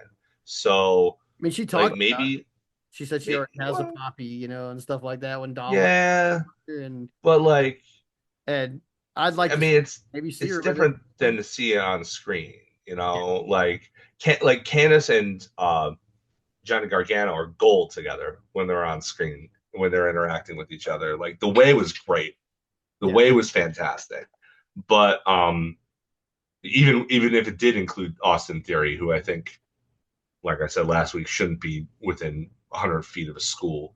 But uh, point being that like even with his presence, that was a great stable, and it was mostly because of the chemistry between that husband and wife. So I think if there's something to be mined there from that, I think everybody would benefit, and it would give something of a new wrinkle to Charlotte because she's largely like her whole character has been the same for years. I'm the best to ever do this. I'm naturally talented. My dad's Ric Flair. Woo. I'm gonna be, I'm gonna be the best, technical wrestler in the women's division. Blah blah blah. Like she's fantastic. Her character is one note, and I would like to see if maybe we can open that up and maybe add to her legacy as not just like one of the greatest, performers in the women's division of all time due to her ring work, but also due to her character work. Yeah. But yeah, that aside, I mean, SmackDown was good this week. It just they could have done all of that stuff except for giving the women more time in 2 hours. And really, it would have just been the same. Like they could have done all of that stuff in 2 hours, even giving the women the same amount of time they gave them, which is not enough. Yeah. If you're gonna have a 3 hour SmackDown, please give the women at least whatever you plan. Add 5 minutes. That'll be a good. Whatever you plan, add 15. I mean, 15 would be I would say better. that for AEW, but not WWE. Not, Absolutely, not AEW. the way Please, they're please going. give us more. And that's not a dig on WWE's women's division. It's just not the way y'all's weekly TV works. It doesn't work like AEW's works. AEW's weekly TV is built to showcase wrestling. WWE's is built to showcase good production and story. So even if the stories aren't good, that's still what they're geared towards more than the wrestling. So that's not a dig on y'all. It's just how it is with the production that y'all participate in. That's all. Yeah. And that's not me hating on it. I love them both for those exact reasons. Like I love You're it. allowed to like one more than one kind of movie. You're allowed to like more than one kind of ice cream. You're allowed to like more than one kind of wrestling. I like 32 flavors of wrestling because I just like wrestling. Yeah. I don't care Give what it to me. wrestling can be anything. Goofy wrestling for life. Yeah. Yeah. Yeah. So yeah, SmackDown was good, man. I think that's about all I can really say. It was good. It's just long. 3 hours is hard to sit through, man. Period. But yeah, I think that's time for the At hot. least when you're not expecting it, like you Yeah, expect that if you're paying for a show, like if it's a pay-per-view, you want to get your money's worth. absolutely. And it's a different thing where you're sitting down, you have a set of expectations for a show that is weekly that you're not generally getting big payoff matches for anyway. It's like, can't you just do this in less time? you know, there's so much content. Like, just shorten it up. Speaking of which, let's move on. Yeah. So it's time for the hot tag. All right, coming in with the hot tag is AEW Collision, Maximum Carnage. I forgot that the Dynamite was also Maximum Carnage. So I don't know if they had to pay Marvel the rights to use that or not, but here we are. They did a back-to-back taping, so they did Dynamite from the same venue that, and then the next day taped Collision. And I did look it up. It's from the Andrew J. Brady Music Center in Cincinnati. Um, I I would very much like to go there. I was just on their site. I'm like, oh wow, they're gonna get like Neil deGrasse Tyson. ZZ Top is gonna play there this year. Like, that's actually pretty cool. I saw Lacuna Coil was on there on the docket at some point. Like, so they're getting some acts. They've got an outdoor and an indoor. Obviously, Oh, indoor seats about 4,500 people, two balconies, wicked cool venue. Can't say enough about it, but I'm gonna have to cut it off there because I got wrestling to talk about. So, uh, the show certainly lived up to its Maximum Carnage name by starting off the Texas Death Match. right? Oh my gosh. Jeez Louise. This was awesome. This was pure amazing plunder, evil, violent, sick madness. I do not like the death match genre as a whole in general. I couldn't watch a whole show of it. Right. God bless those guys at CZW and the sicko fans who go there and want to watch an entire card of people destroying their bodies for their entertainment. Right. I can handle like one on a card when I'm primed for it. This I was primed for. This I was not disappointed for. Hangman Page continues to be like even though he lost his last Texas Death Match this against Swerve, this continues to be his match. He's not been in every single one of them that AEW has done, but he's been in most of them and he's won most of them. He won this one too against Christopher Daniels. This was purported to be behind the scenes kind of his swan song, his last match, his retirement match. Uh, unofficially. Uh, what a way to go out, though. Yeah. Christopher Daniels gets busted open real early, and then almost goes the full Muda the entire match. Um, and you know what? Like, even though he took I think maybe he only got about 20% of the offense in this match. The offense he did get in was convincing. Like he at one point, the biggest spot that he had, there was a barbed wire table that Hangman Page had set up, and he was going to superplex him through it. But Chris Daniels counters it into an Uranagi off the second rope through the barbed wire table, and then he hits the best moonsault ever, and then he does it again with the barbed wire board on top of it.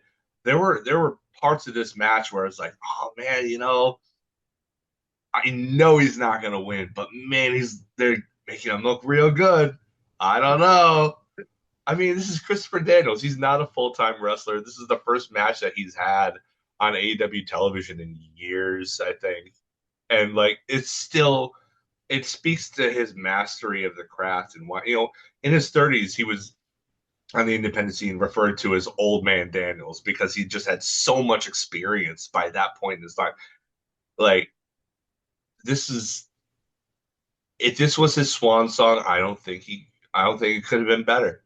Honestly, Chris Daniels, super underrated guy. The Indies would not, and mainstream wrestling on a platform.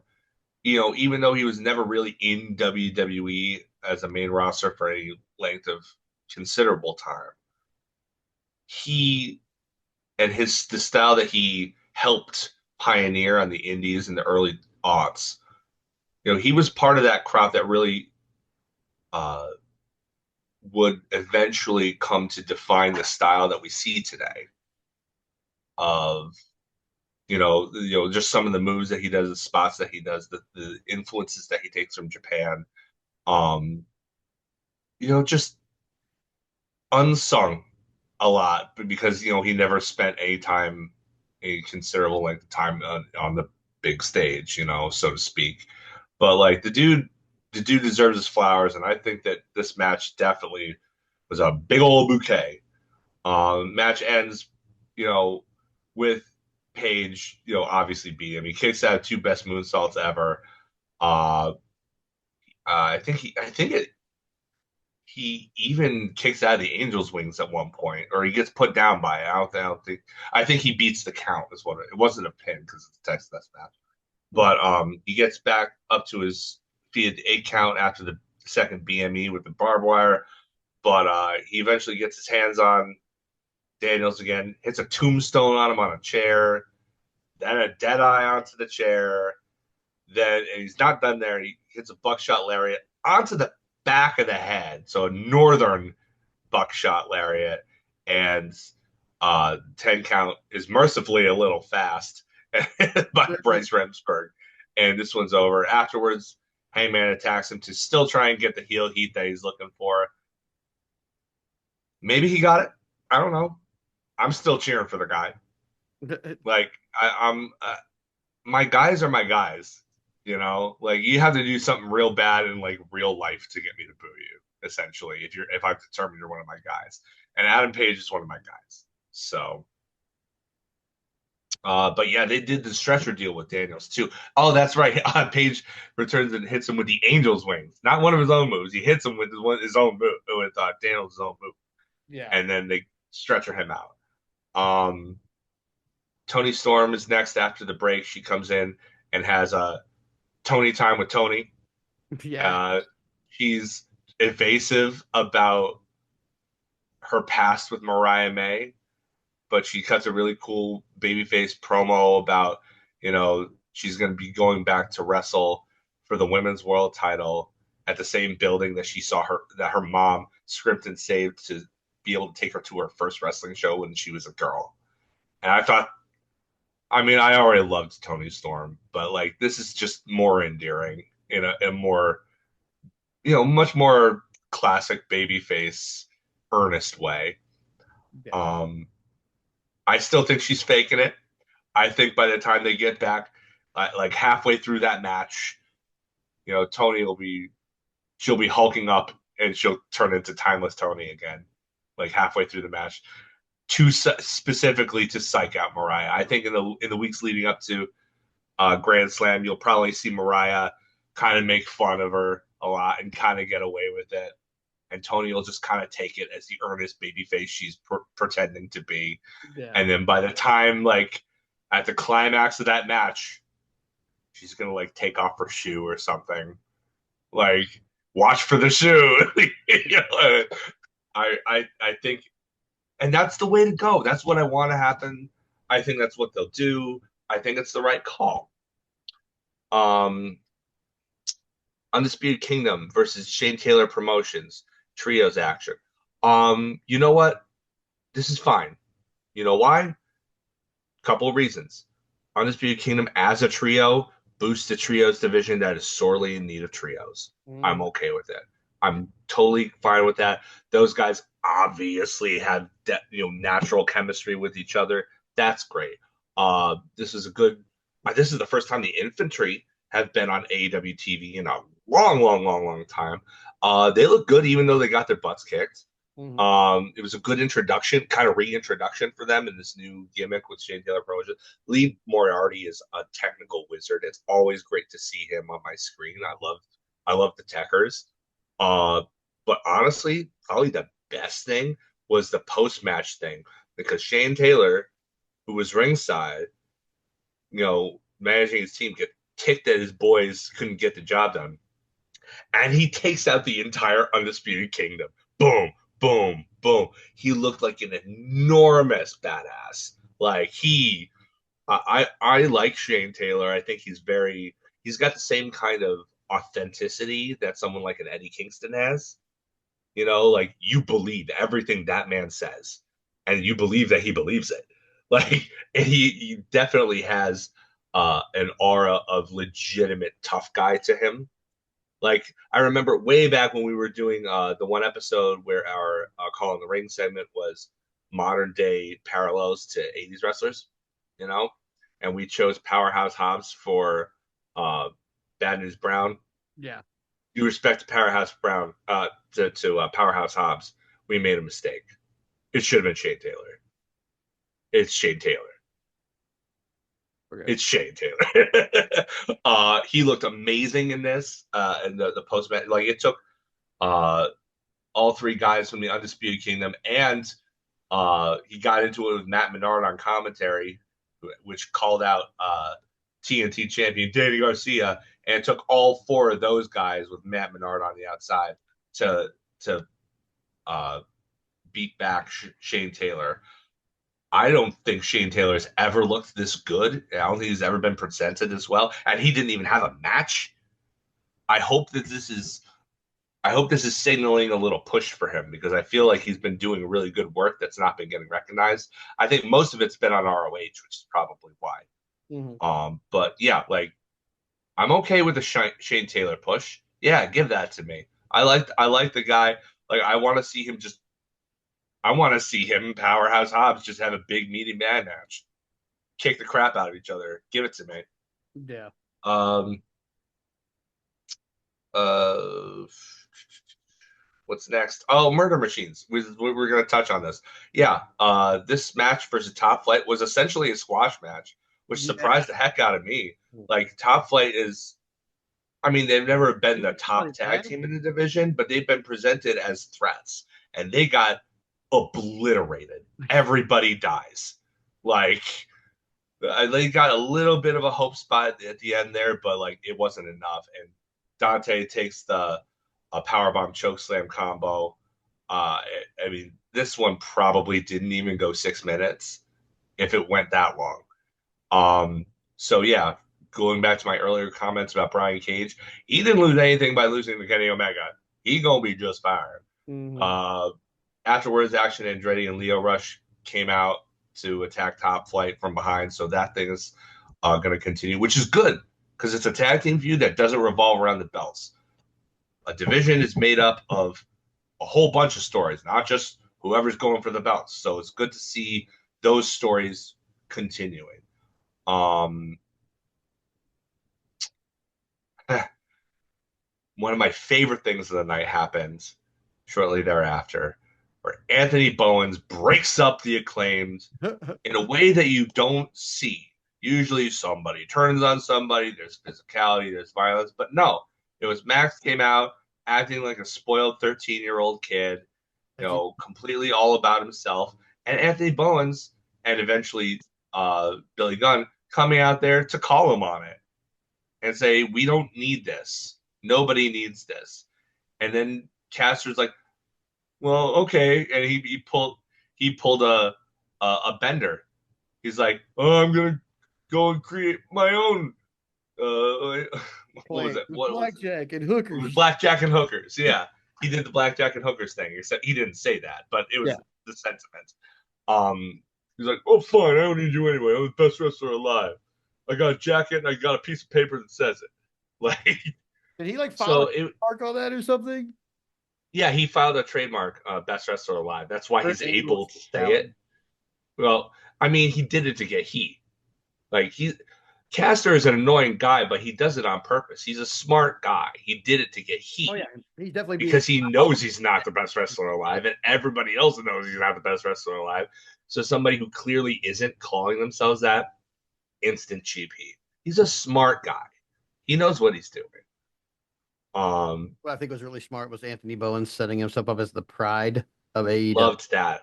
I loved, and I brought he brought back the 5 tool player thing too. So you Mhm. have two different ways to go with it. Whichever one hits better. I think you're right. I think they should go with the pride of AEW. Um, And strap him up yeah, yeah. immediately, I judiciously. I would like to see him in the TNT title scene. Against Danny Garcia. I think that match could be really good. I would honestly, though, considering the nebulous worth in relation to each other these titles have, since we don't really know which one's number two. Like we know the world title is the top title, but we don't really know where the other ones kind of fit in with each other. I would imagine the international title is probably number two, considering who they have historically given it to and the amount of focus that it takes. But we don't really know because international technically is less than a continent, and the TNT champion is just a network. So you would think that would be on the bottom, but the way that some people, it was originally the secondary one. So like, there's this nebulous, the list of guys who have held that kind of range where they are in the hierarchy historically. So like, I could still see him going. Like, I'd like to see the match of Bowens versus Okada. I think that could be really good, and I think that would be a really good push for Bowens if he could beat a guy like Okada for the belt. Oof, that strap a rocket to that guy. Hmm. So you have options, but I think you're going to have to settle things with Caster first. Just Yeah. because they broke up in a non-violent way doesn't mean this ends without violence. Um, but yeah, I thought that was great. It was a long time coming, and they did it in a way that you don't often see in wrestling. So definite thumbs up there for going the road less traveled. Uh, the match that was next was the Continental title, Okada versus Ishii, which I was really looking forward to. Tomohiro Ishii has steadily become one of my favorite guests on AEW television. I get really excited whenever he or Murder Grandpa show up on my screen. I'm like, yeah, I'm excited for them. I'm all in. Um, Mhm. Definitely. This was surprisingly short. Uh, I'm wondering if maybe this was cut short because Ishii got injured. Apparently, he did suffer some kind of minor injury during the match. Like for what it was only like 8 minutes. But I feel like you got all the hits, and with the hits of Tomohiro Ishii, since it's like heroic non-selling headbutts, chops, and throwing guys all over the place and being an angry bowling ball. Like I I'm not really upset about it. Like I wanted more, but I think it was probably cut short because the next match was a squash match that didn't need to happen. So I'm wondering if they were filling time. Maybe like Dustin Rhodes versus Adam Priest was like a nothing match. Like what? I get that they added Dustin Rhodes into the thing with Jeff Jarrett a little bit. I didn't talk about that in Dynamite, but there was an extra segment with them where Rhodes said basically he was with Jeff against MJF. He wanted him, but like, so maybe it's just to remind him that he's there. But like this Matt, if there was a negative on this, it was this. Like, I love Dustin Rhodes. I think he's getting somehow better the older he gets. Right? Like it's incredible. Like the dude is ageless, but I don't feel like this needed to happen. No, not really. I mean, it was. I feel like this is maybe just time that was taken off of Okada and Ishii that they had time to fill or whatever. I don't know, but it was nothing special. It's like if you're gonna, I know that Collision is the wrestling centric show of the two, where Dynamite still centers on wrestling, but is far more storyline driven, um, promo driven than Collision is. But this seemed like they could have filled the time better. So I'm wondering if maybe they had to cut that match short.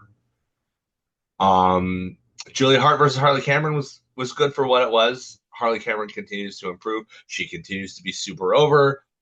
She was selling the Black Mist pretty funnily. She came out with sunglasses, and then she looked awesome in those sunglasses, by the way. Hot girl grabs, baby. She took them off, and then she winces from the bright light, like overselling the light and everything. Like she's just one of my favorite performers right now. I want the world for her. When she gets that first win, the crowd is going to erupt. It wasn't here though. She taps to the Heartless. Uh, He's gonna but be uh, but Australia. but honestly, yeah, I think that's the play. You do it in her home country. You finally give her that big singles first win in Australia. But here, she did get a lot more. She was a little bit more aggressive. She got more offense in than she normally does in these matches. I think they're probably playing that due to the infection of the Black Mist.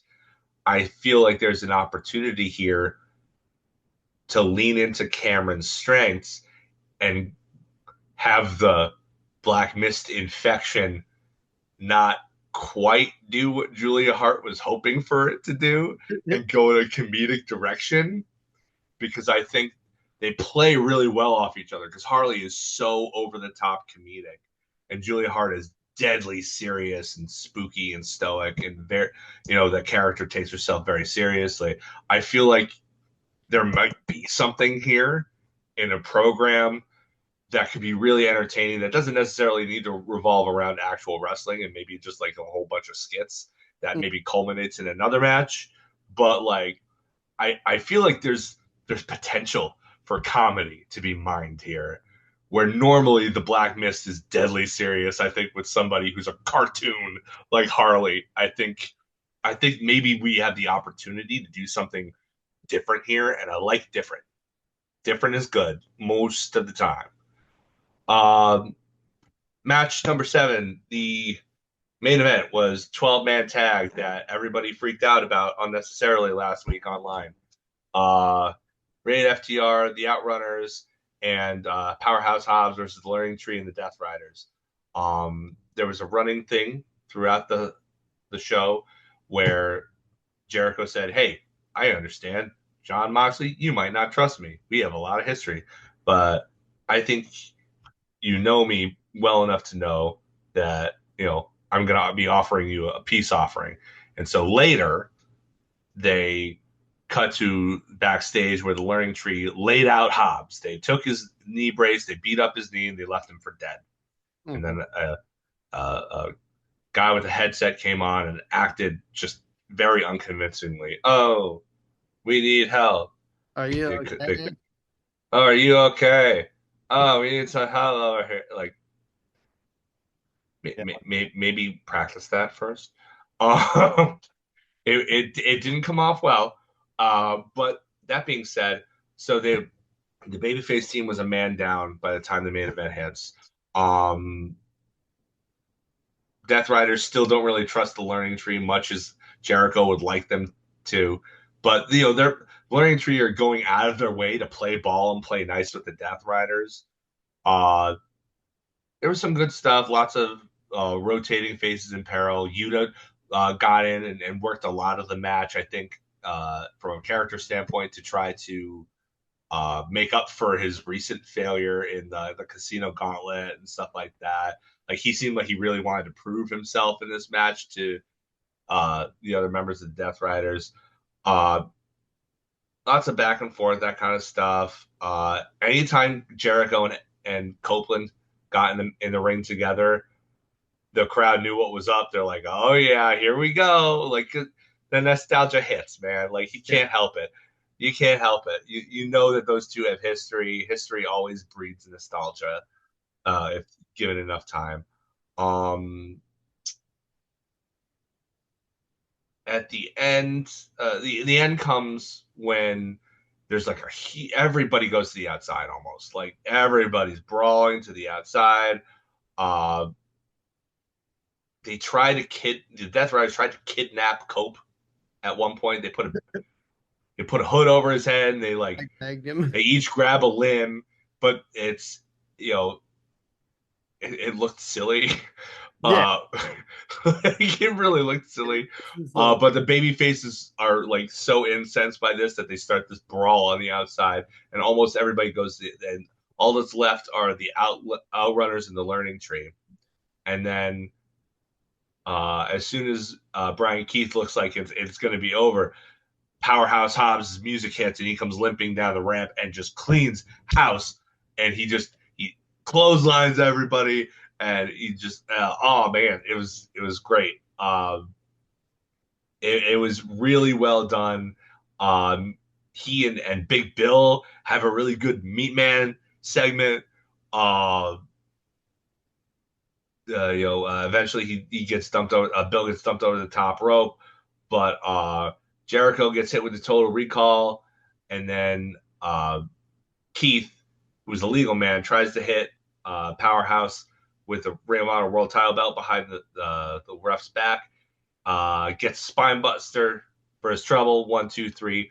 The injured guy who heroically comes back and even gets the pin. Like while sowing the seeds of like, why didn't any of you guys help me? Like a lot of things.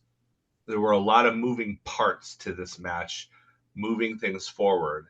Uh, and I think honestly, it was I wouldn't say it was great, but it was a really good match that should put the haters to bed because honestly, all of their concerns were just delayed. Like this was going to be addressed.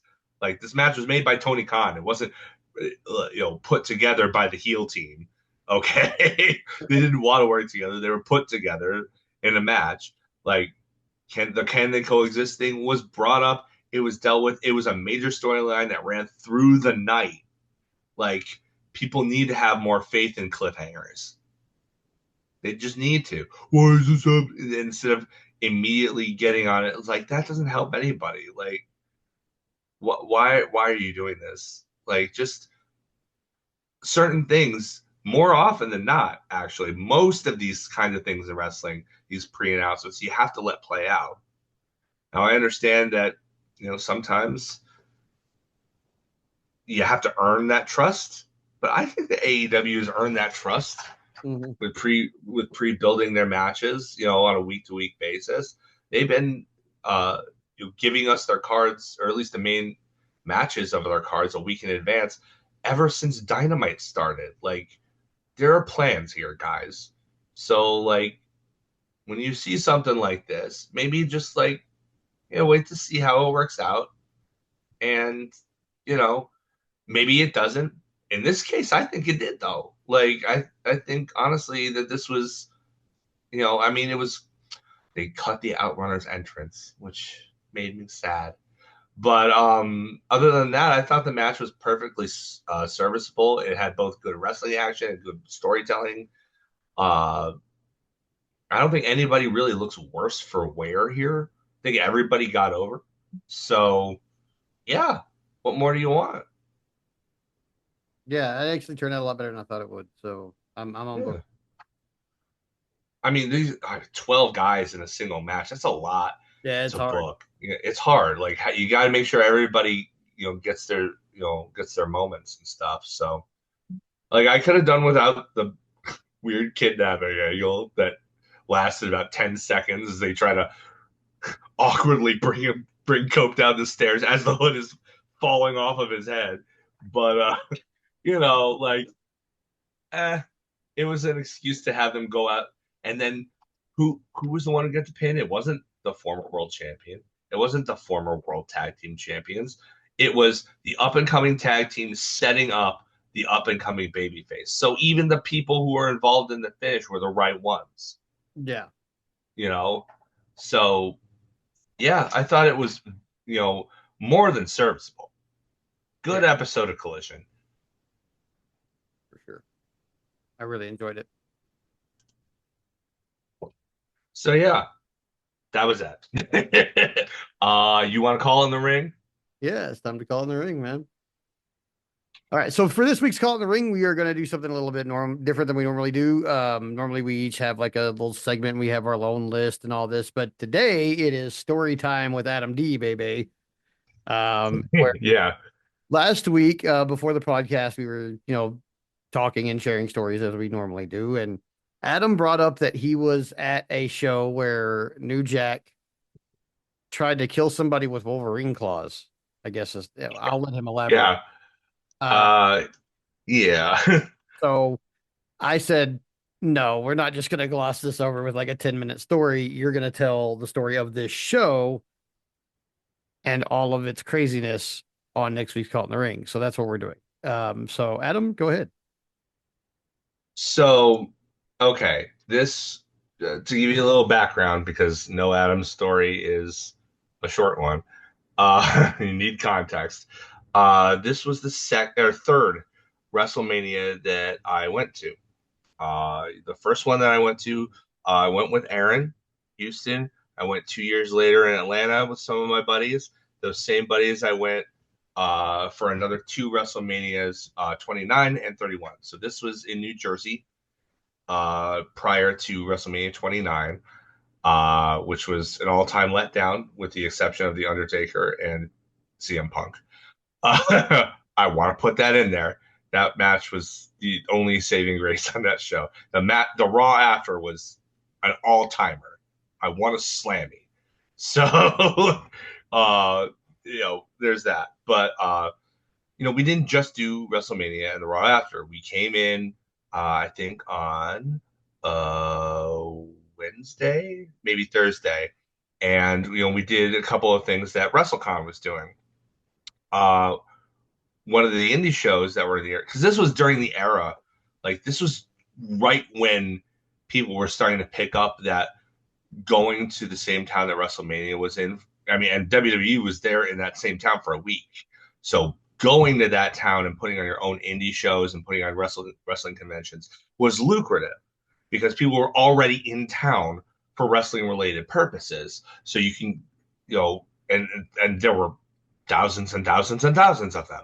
So you could make money by, putting on indie shows and stuff like that.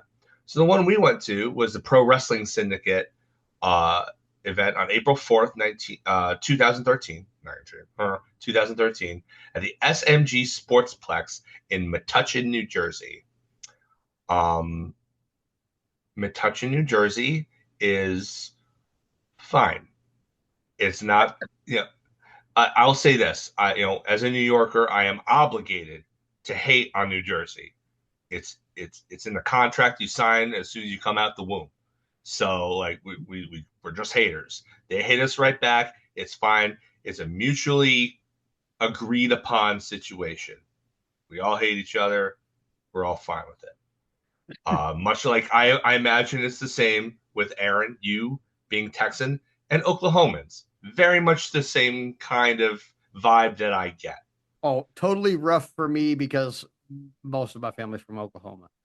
Um, yeah, I shouldn't be Don't that. say that out loud. Now they're gonna hate on you. They can hate. Hey. Um, but I will say it's certainly not the worst place in New Jersey I've ever been. I think Newark is one of the scariest places I've ever been outside the airport. The airport is the only place there that I felt safe. Um, but I kind of define it as like anything on the coast of New Jersey. It's very urban and kind of dirty and dangerous to a degree, varying degrees. But there's a reason they call it the Garden State. So any place that's like off the coast is gorgeous. There's amazing natural beauty in the majority of the state of New Jersey. That's not where the majority of the people live, but it's where the majority of the beauty is. Man, I'm gonna get us hated on. But the point is, Metuchen is not super far from New York City. It's not super far from where we were staying in Jersey City, which is like directly across the state line. Like we were right. Like I don't think we were a mile from the state line where we were staying. So we go to Metuchen, and this big sports complex, local sports complex. It's not like it's huge, but it's got like an indoor soccer stadium and stuff like that. Um, we built one in my hometown. We built like one of those indoor sports complexes, but ours is bigger than theirs, so it's kind of contained. Huge ceilings though, the acoustics, everything bounced off of it. So you could hear a lot. In some cases, you could hear the wrestlers calling their matches, which was yeah. But the thing that I remember immediately was getting in there, and it was well before the show. It was maybe an hour before the show actually started, and everybody had their merch tables lined up and stuff like that. They had a lot of big names, uh, and the one who immediately at the time I would have said accosted. I will be kinder now and said, tried to make an opportunity for themselves. The person who came up and was probably most aggressive about meeting people and subsequently getting them over to their merch table was Ricky Morton. He and Robert Gibson were there. They had a match on that show, and Ricky was he is a very gregarious individual. I don't know if any of you watch AEW with RJ City. They release a new episode every Sunday. It's a humorous interview segment. And since the Rock and Roll Express were on Collision a couple of weeks ago, uh, they took the opportunity to have them be interviewed by RJ. And it's a great episode, one of the best ones. You should definitely go watch it. But if you watch that episode, you will definitely see that Ricky Morton is. I don't know if anybody is more pure personality than that man. Like he has such a way about him. He is so likable and he is so people friendly. Like I can understand why he got as far in his business as he did because he is like the personification of positivity without patting himself on the back for it. Yeah. Like, but that does make him an aggressive salesman, and he was very much trying to get every single person in that building over to his merch table. And so we're like, no thanks. So we politely waved him off, and we went to go around and check out the building. One of my friends, John, who later on this trip, in the parking lot at MetLife Stadium where we were tailgating, I gave him a knife edge chop on his bare chest and made him throw up. And I've never chopped anybody again. I don't have any formal training, so I don't know how badly I messed up. But yeah, I made a man throw up with the chop. So, Gunter, don't come at me. Uh, You might you think. won't like what you see, what you find.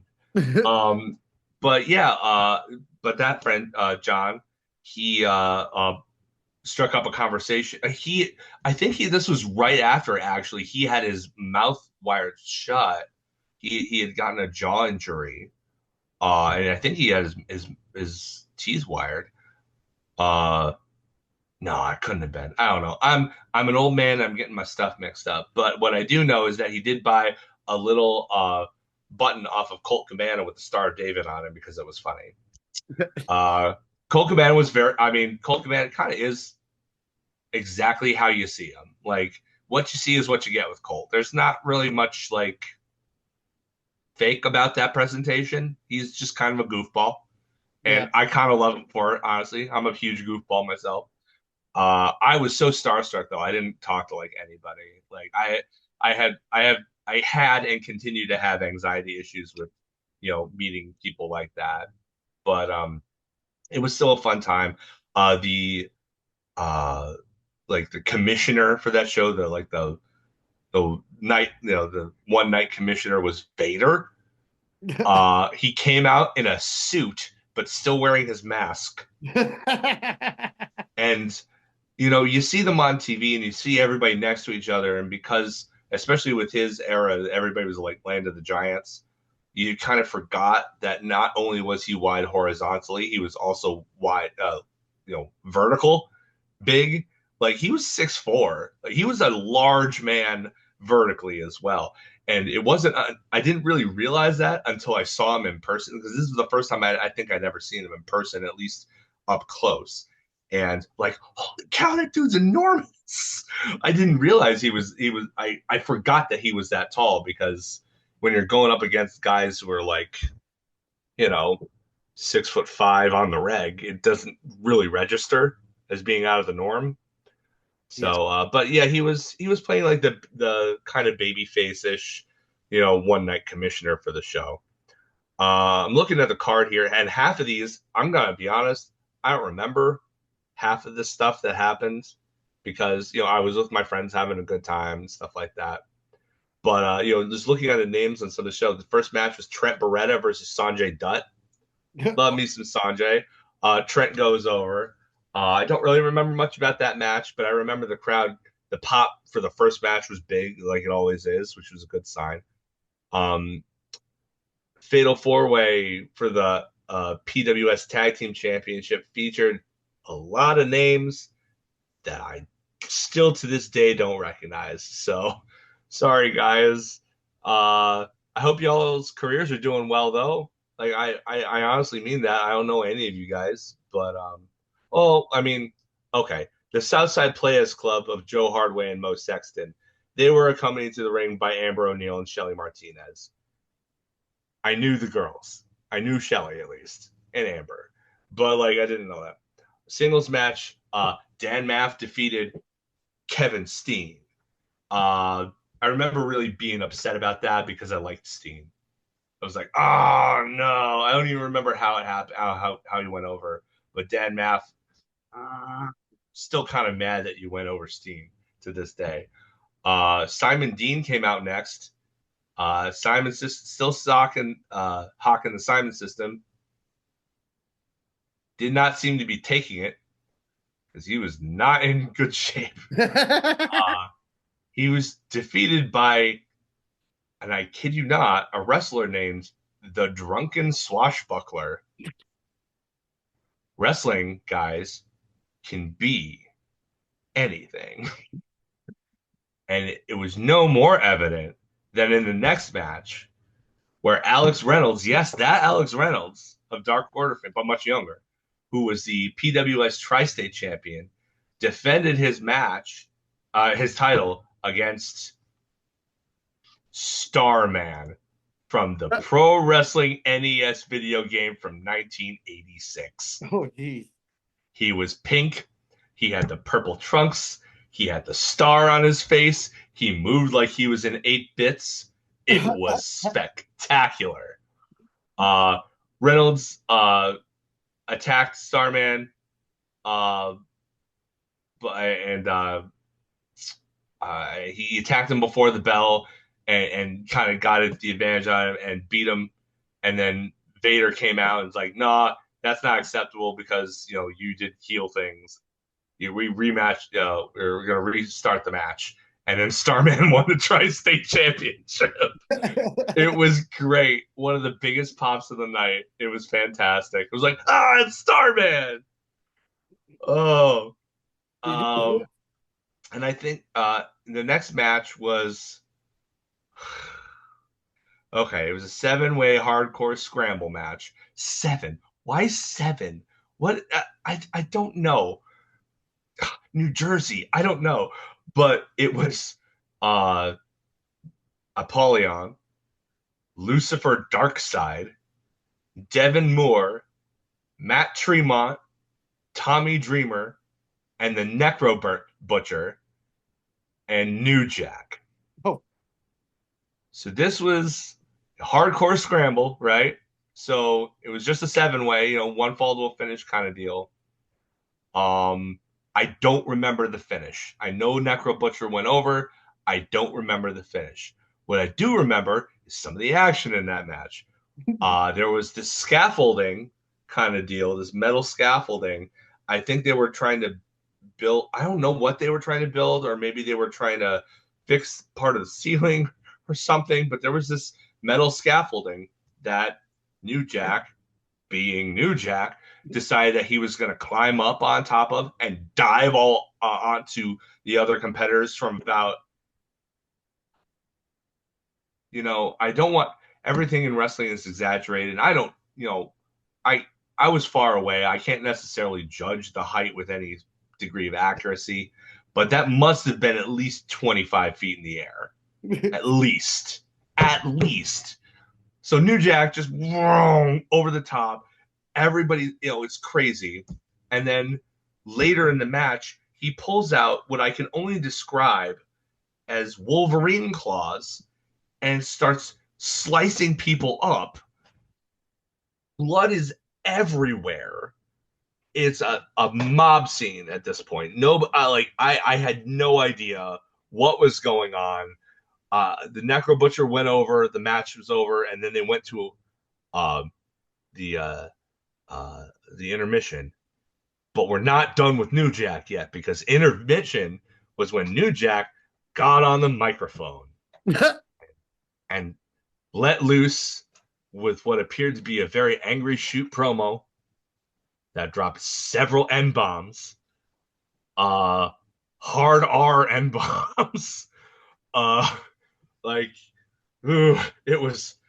I mean, as memorable as Wolverine claws of all things were, I think it was the promo that actually was the one that got wrestling banned from Metuchen, New Jersey for quite a time. I thought it was still that, but in the research for the show, I guess they actually have their first, I think it's their first wrestling show since that match coming, or I think they had it in 2024 at some point, but like that's an 11-year ban at most because I don't think it was the violence. I honestly think it was New Jack's promo where he just used every swear word in the book and he dropped every permutation of the N word that you could think of.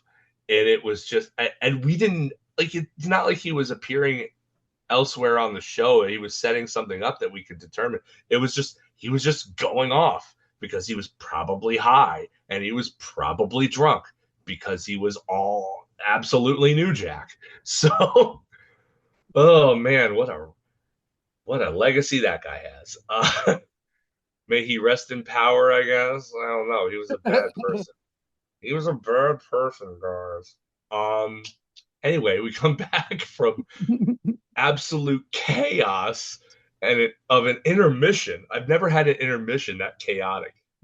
Everybody was uncomfortable. Nobody knew what to do.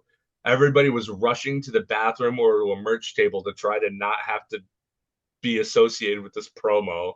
If I remember correctly, he had to be like ushered out by people who I didn't recognize. So I don't think they were wrestlers. I think they were promoters or security or somebody independent or something like that.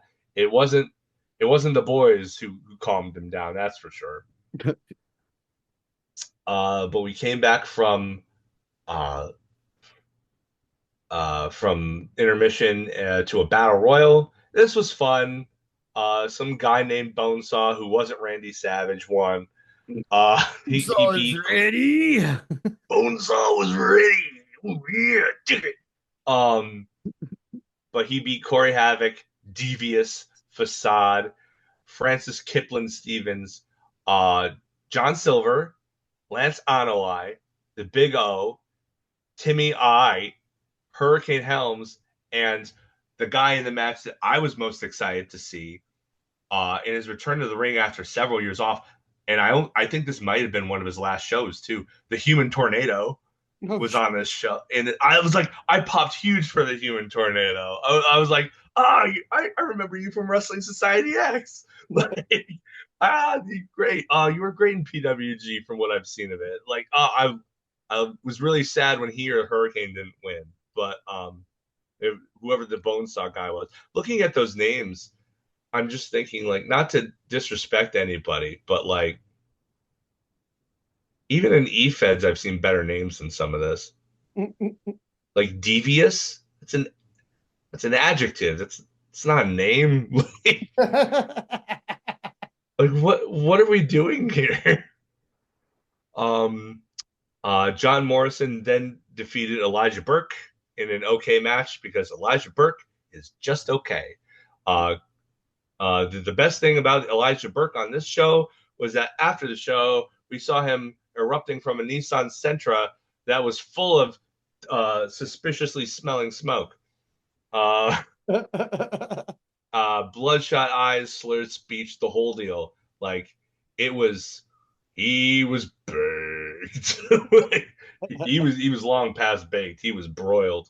Um, My man's but got. yeah, that was. I want to say he didn't work the match high. I don't want to imply that he didn't. That was definitely after the show as we were heading to our car that we saw that. But it definitely happened. We saw it. I seen it. I seen it.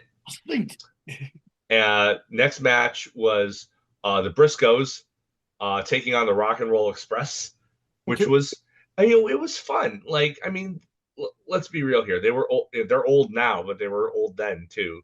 And so, they did what they could. And Ricky Morton played as good a Ricky Morton as anybody's ever played a Ricky Morton. Uh, but the Briscoes lose when Jay takes a double drop kick, which to go back to an earlier point you made, I thought was like, I know that's their finish, but that was their finish from 1986. And like Mark and Jay Briscoe, I've seen them in ladder wars. Like, I don't know, man. Something don't smell right. But it's fine. PWS heavyweight title match. Kevin Matthews, whoever he was, he didn't really. I don't know. He didn't make an impression on me. Defeated Colt Cabana and made everybody sad. But that wasn't the main event. The main event made everybody happy, including this guy, because I got to see in a triple threat match Tony Nese, Davey Richards, and Jushin Thunder Liger. Oh yeah. Okay. I was in heaven. I love Liger. Liger's, I think he's arguably the best junior heavyweight, cruiserweight, whatever, however you want to categorize him, the best of all time. I love the guy. It was so cool to see him live. I'd never seen him live before, and I would never see it live again. But it was so cool to see him. I think he beat Richards. I think he pinned him with the Liger Bomb, if I'm not mistaken, the running Liger Bomb. But it was so cool. Like I needed it too after seeing all that blood spilt with Wolverine claws and lots of uncomfortable language being used by somebody you couldn't really answer to because what were you going to say to New Jack? Yeah. It was really, really, really cool to see Jushin Thunder Liger, a veritable legend in this business, on a card that was full of legends, really.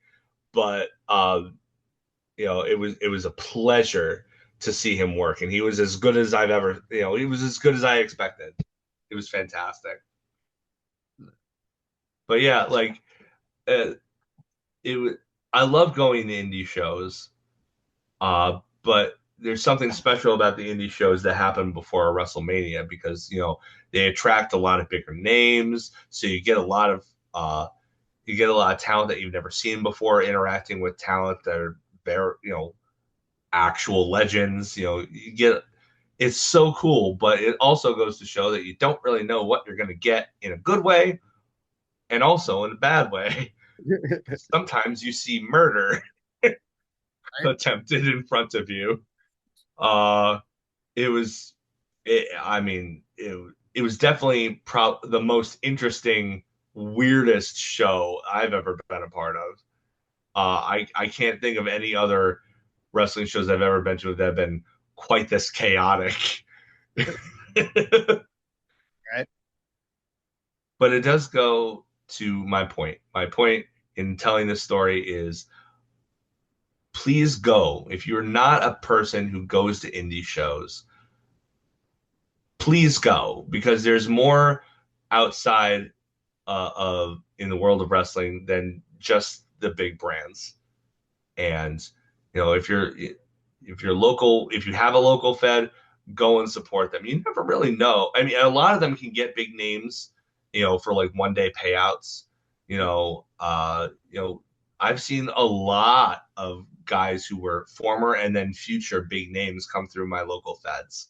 Like, and you can see them at an affordable price before they become huge stars. You're watching the future when you go to when you go to indie feds these days. Not everybody on the show is going to make it, but one or two of them these days probably will. There's more places for them to work than ever. So, and I don't think there's ever been as rich a talent pool in the history of wrestling than there is right now. Like look at how stacked the AEW and WWE rosters are right now. They're full of guys who could conceivably be world champions, but not everybody can be a world champion. Mm-hmm. Like they Osprey, best wrestler in the world, currently working, in my opinion, relegated to upper mid card status because they've got plans and they've got so many other guys that are in the world title scene right now. But that's a great thing because you can get draws all over the card now instead of just at the top. But Mm-hmm. like, there's so much talent out there.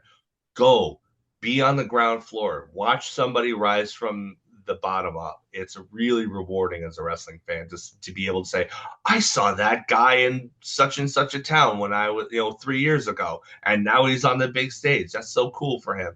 You feel like you're not, I mean, you feel like you're a small part of it because, you paid a ticket to see that person that helped, that person along. If, a few of those people don't show up for that show, that may be something that turns a wrestler off and be like, maybe this isn't worth it because I'm not drawing the crowds that I want. You know, go support them, support your indie feds locally because it's not just for them but for yourself. Yeah, definitely. I am a proponent of go to see your local indie feds. We got about three or four here. I don't get to make it out as much as I want to, but there's also three or four of them. So Yeah, me too. I've got young kids and a wife who works not overnights but second shift, so it's hard for me to get out and support like I would want to too. But I would encourage anybody who has the opportunity to go do it. yeah, Absolutely. I do anytime I can for sure, and it's always a good time. Even if I don't know anybody on the card, it's I get to watch some wrestling. I get to go back. So a lot sometimes, I know the people, so I'm backstage. I'm like, hey, that was a good match. Never seen you before. Yeah, you never know who you're going to discover. Like that's part of the fun. Yeah. So yeah, dude, I had to get this segment out with that crazy ass story. Maybe one day Yeah. Super Card of Honor 4 and Yeah. we'll talk about that one. Yeah. 'Cause that has a I mean, that has the story that's interesting about that is what happened afterwards, yeah. mostly. I mean, not that the show wasn't good because it was, Yeah. and it kind of chaotic in and of itself too, Mhm. as I recall. But yeah, the the more interesting story is the party afterwards. Yeah. Well, yeah. So yeah, I think that's it for tonight. For the call it in the ring. Yeah. You remember everybody, check us out on our socials. We will see you next week before Raw, as we always do. Remember that we love you. Take good care of yourself, and thank you for listening. Yes, thank you. We will catch you on the next one. Peace.